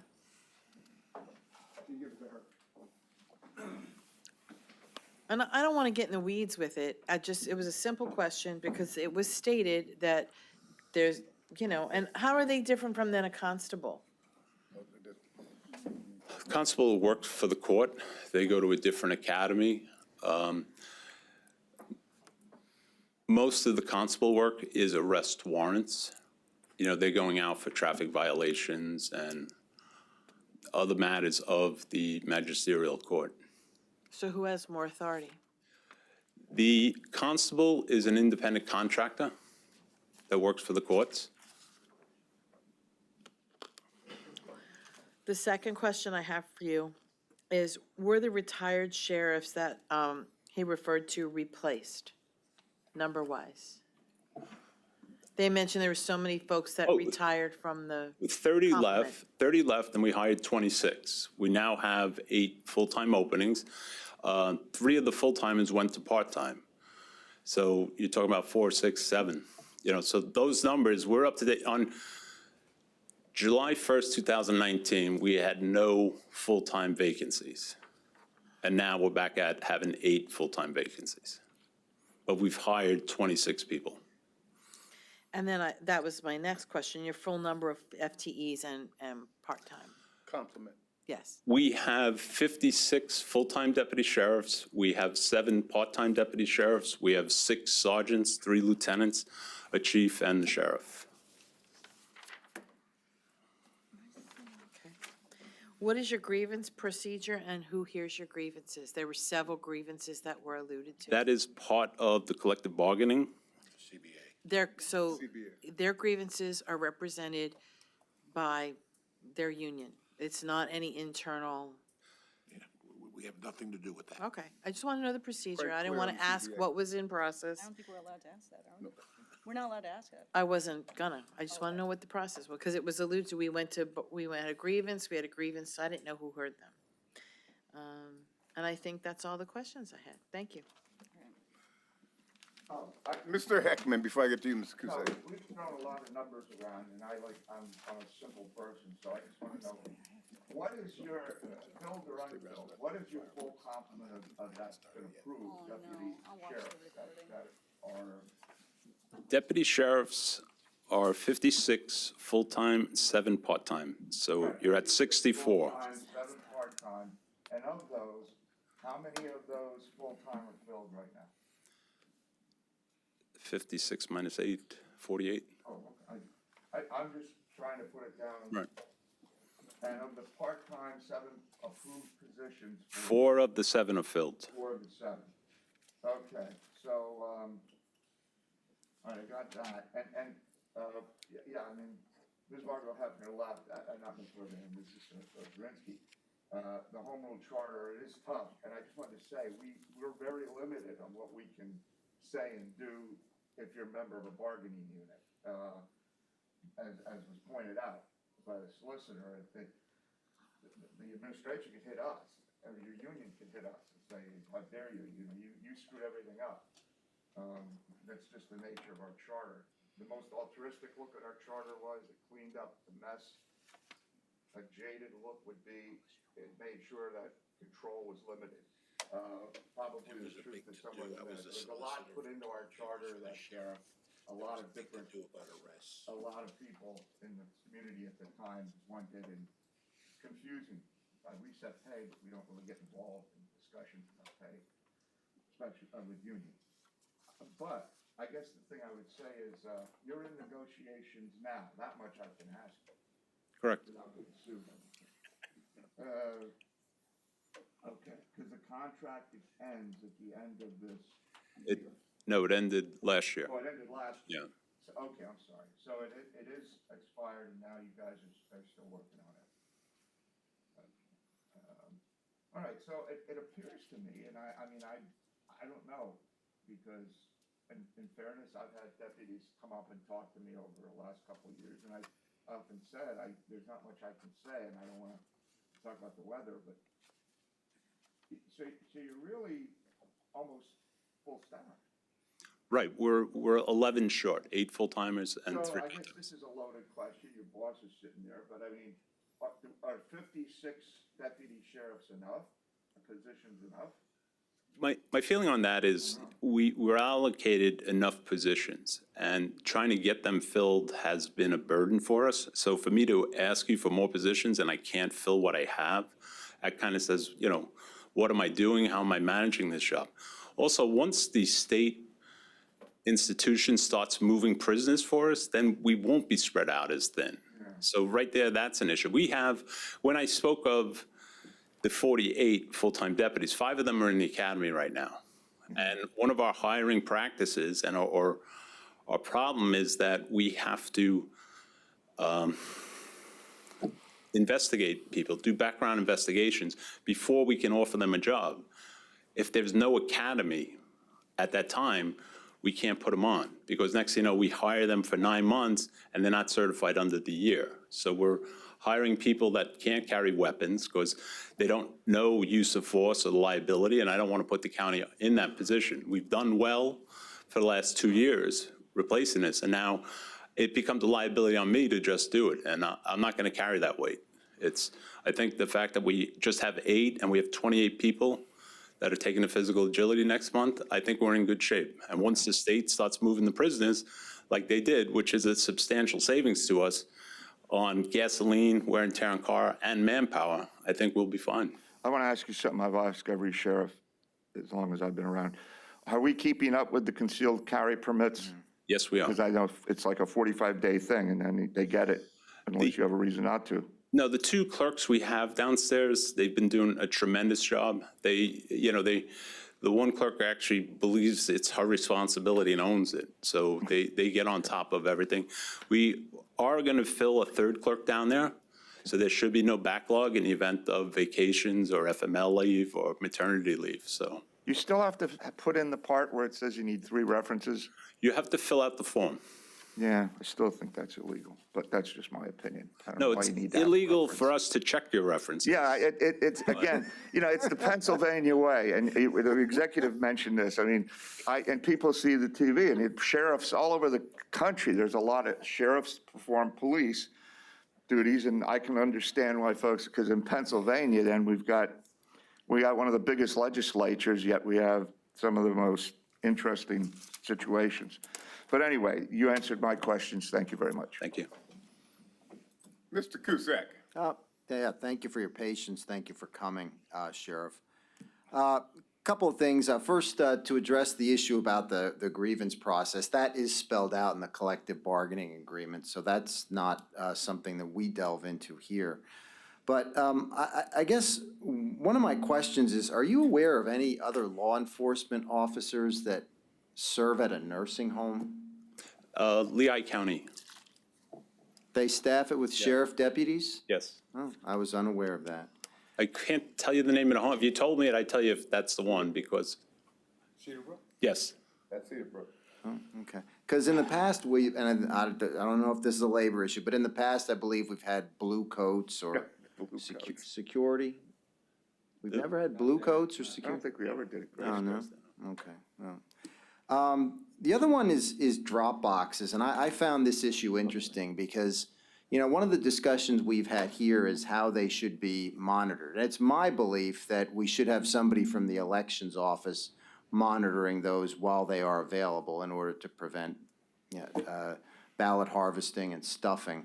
I guess, could you tell us what exactly the duties are that the deputies have been performing with regard to drop boxes for mail-in ballots? The duties are what is established by the Commonwealth, that we get sworn in as agents for the elections office. We don't touch the ballots unless we're actually emptying the machine. We won't put anything in the machine in uniform. I mean, I guess you could if you were dropping off your own ballot, but you can't assist anybody in any way, shape, or form. We tell them, direct them to go to the elections office if they have any kind of issues with that. We send 2 deputies. It's not just one deputy that will go and get the ballots. So Is that every day or, once a week? nightly. It's nightly during the week. It's just before closing time on all those buildings, and we try to get the ballots back here before the elections office close. If it So doesn't, every night during, and I think there's 50 days, am I correct, that these things are placed around the county, or it's several weeks at least? Okay, so you're sending somebody out to collect ballots from 3 locations, the 4th one is here, 2 deputies on a nightly basis to do something that is not required. Drop boxes are not required by state law. They're a choice that this administration is making.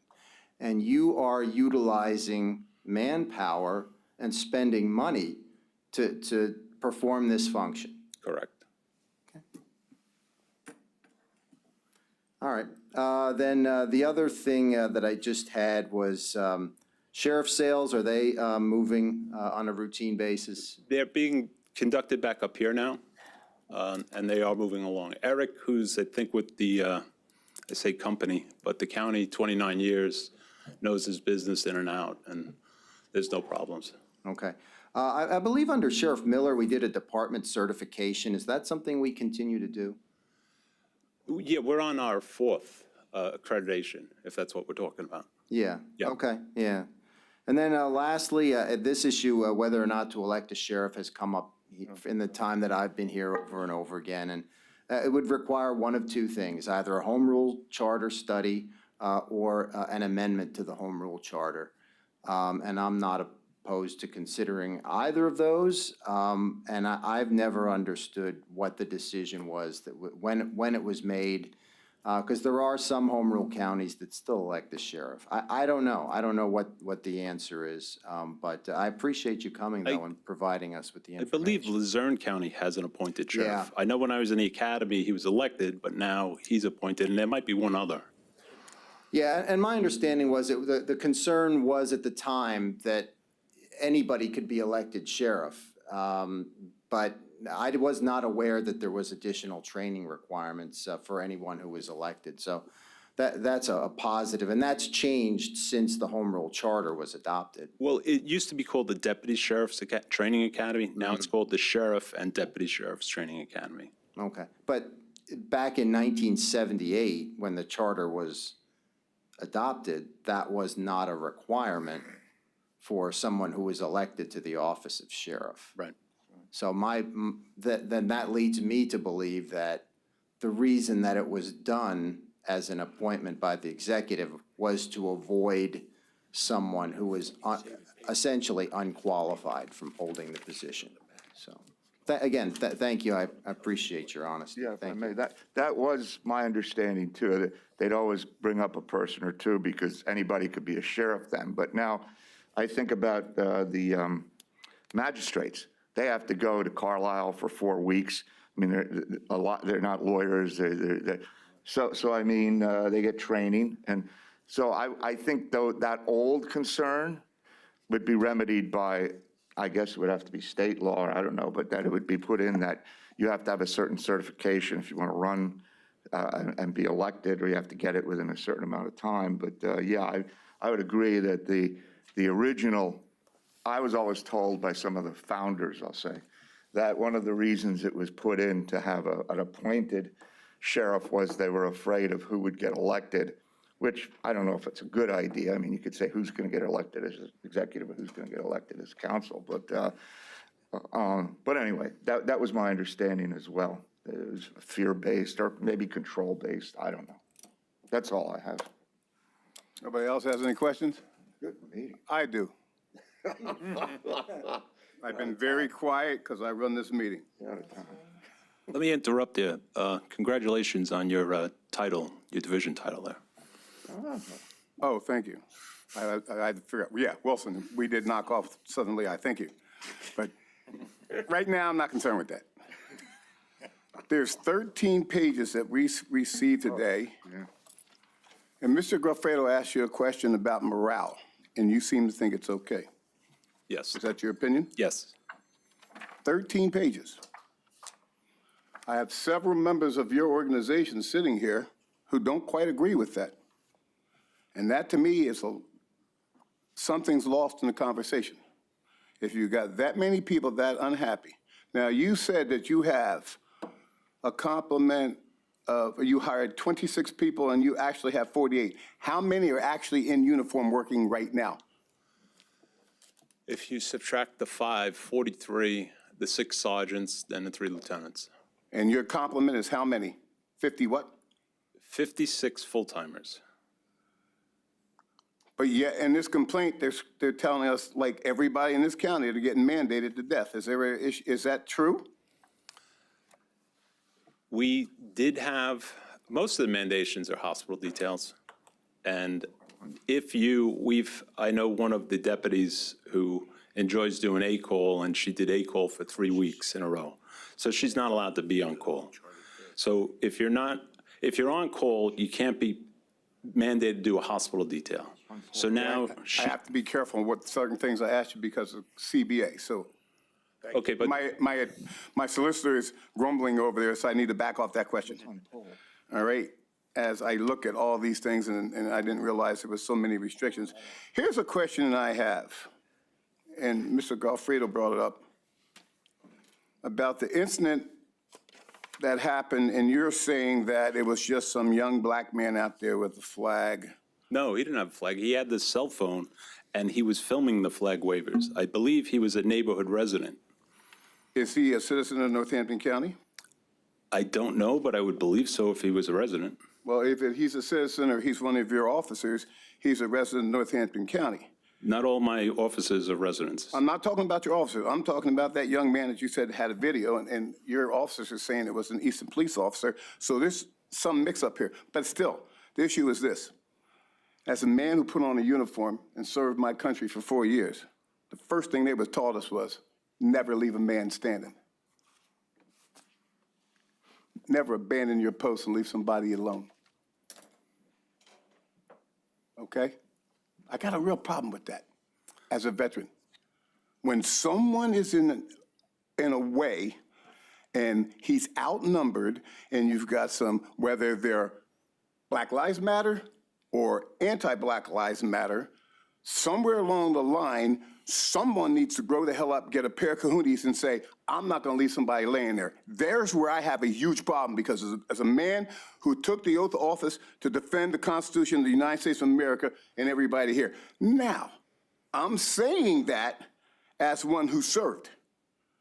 We were always taught we never let a man laying down, but yet they're saying that someone was left out there and you were given the order to stand down. Is that what you correctly said, to stand down? Did you say stand down? That was the order, and Officer Brunio wasn't there, and I showed the association that on tape. So when they sit there and tell me that there's an Eastern police officer requesting help outside, and I can see the area, and there isn't a police car or police officer there, yeah, I'm going to tell them to stand down. I don't want to give any more attention to these demonstrators that they need. And obviously, these demonstrators. What was the ratio to the man standing out to the people that are protesting? 3-1, 5-1, 21-1. How many was it? There was a large number. The one guy. There was 3 young men, and I think there was 4 women that were on the corner of Wolf and towards the alley there. And the crowd was probably 40, 50 people. And a couple of people filming. Did you think their lives were in danger? Not at the time. Well, I mean, let's decide whose life we're talking about is in danger. If there's a citizen out here, we all took an oath of office to defend the Constitution of Pennsylvania and the United States of America. Did we not? Yes, we did. So that means we protect every citizen of the United States and state of Pennsylvania, correct? Correct. Now, somebody can shake their head and tell me, hell no, that doesn't happen. But it doesn't matter if it is yes or no, one way or another. You know, me, a man, if I see somebody outnumbered 5-1, I think I should do the right thing to try to help that young man. Wouldn't you think so? The young man was not in danger, in my opinion. You had 40 people that were waving flags, and he was filming it, which bothered them. And one of them grabbed the bullhorn and started yelling, Trump, Trump, Trump in his face. This young man didn't back down from them. And yeah, I had 8 people in the rotunda that could have went out in the event that things got lousy.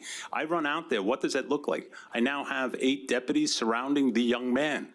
It looks like I'm arresting the young man who's not doing anything wrong. He has the right to film in public, as well as the demonstrators have a right to wave flags in public.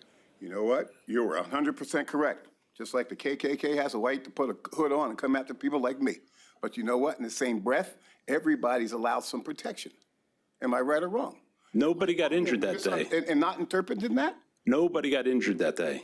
Nobody was assaulted. But whoever was out there was left alone because you said the order to stand down. Did you think that might affect the people that work for you? Do you think maybe they were a little upset that you didn't protect anybody? Who's in charge of the department, me or them? Okay, there you go. So it's about you being in charge of the department. And there's an issue with morale at this point right now with some of your folks, but that's okay because you're in charge.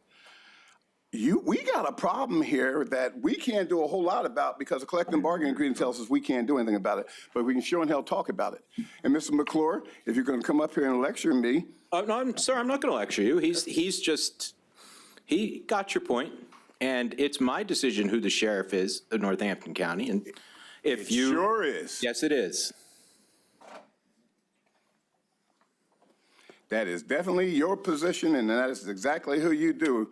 And I wished that in all good faith, everybody in your cabinet would have a chance to come get appointed, because right now, reading this and looking what's going on here, I may be the only one here, but woo, I have a hard time saying I would want to take orders from this guy because I think my life would be in danger.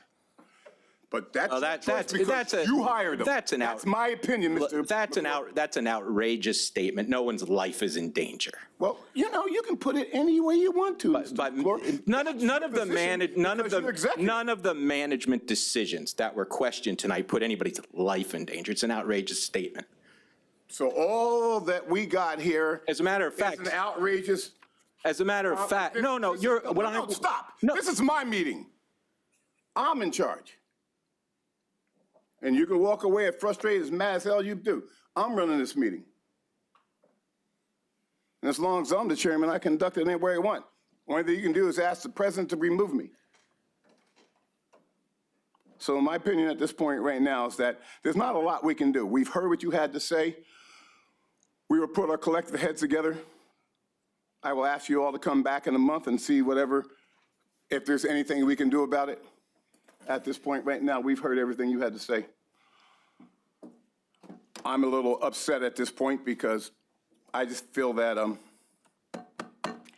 you're not being heard. But I can't do anything about it because it's part of the collective bargaining agreement. Mr. Spadoni, you can intercede at any time. Let me just put some topical situations here that's been talked about. Number one, the Home Rule Charter, as Mr. Kusick has indicated, governs how the sheriff is in office. And we are governed by that, and we have followed that. It's remarkable to me that in my prior life from 2010, when I was the solicitor for the sheriff, that there was this concern about law enforcement officers. And Mr. Morganelli, who was then the DA, now a judge, we solved that and met those concerns, and that letter speaks for itself. And I see that we're copying paper on junk paper, but it was reaffirmed by Mr. Houck, the current DA. So I think we're in good shape there. And lastly, I would say that I just, with the clerk's help, I looked at the administrative code while this was going on, and I would refer you to Section 10, that the sheriff is responsible to the county executive. That's pursuant to the administrative code. Now, that doesn't mean you can't question about morale like Mr. Goffredo, but what I'd be really concerned about is watch with the unfair labor practices and the CBA. Enough said. With that said, if there anybody else have any other questions? If not, I'd like a motion to adjourn, and we'll meet again in a month. Motion. So be it. Thank you for being out tonight, folks. I just have a request that the gentleman that spoke at the beginning approach the dais.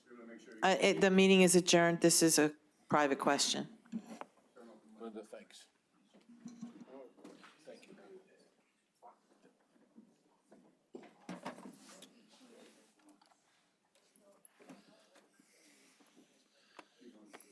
Thank you for your time. Thank you for listening. Thank you.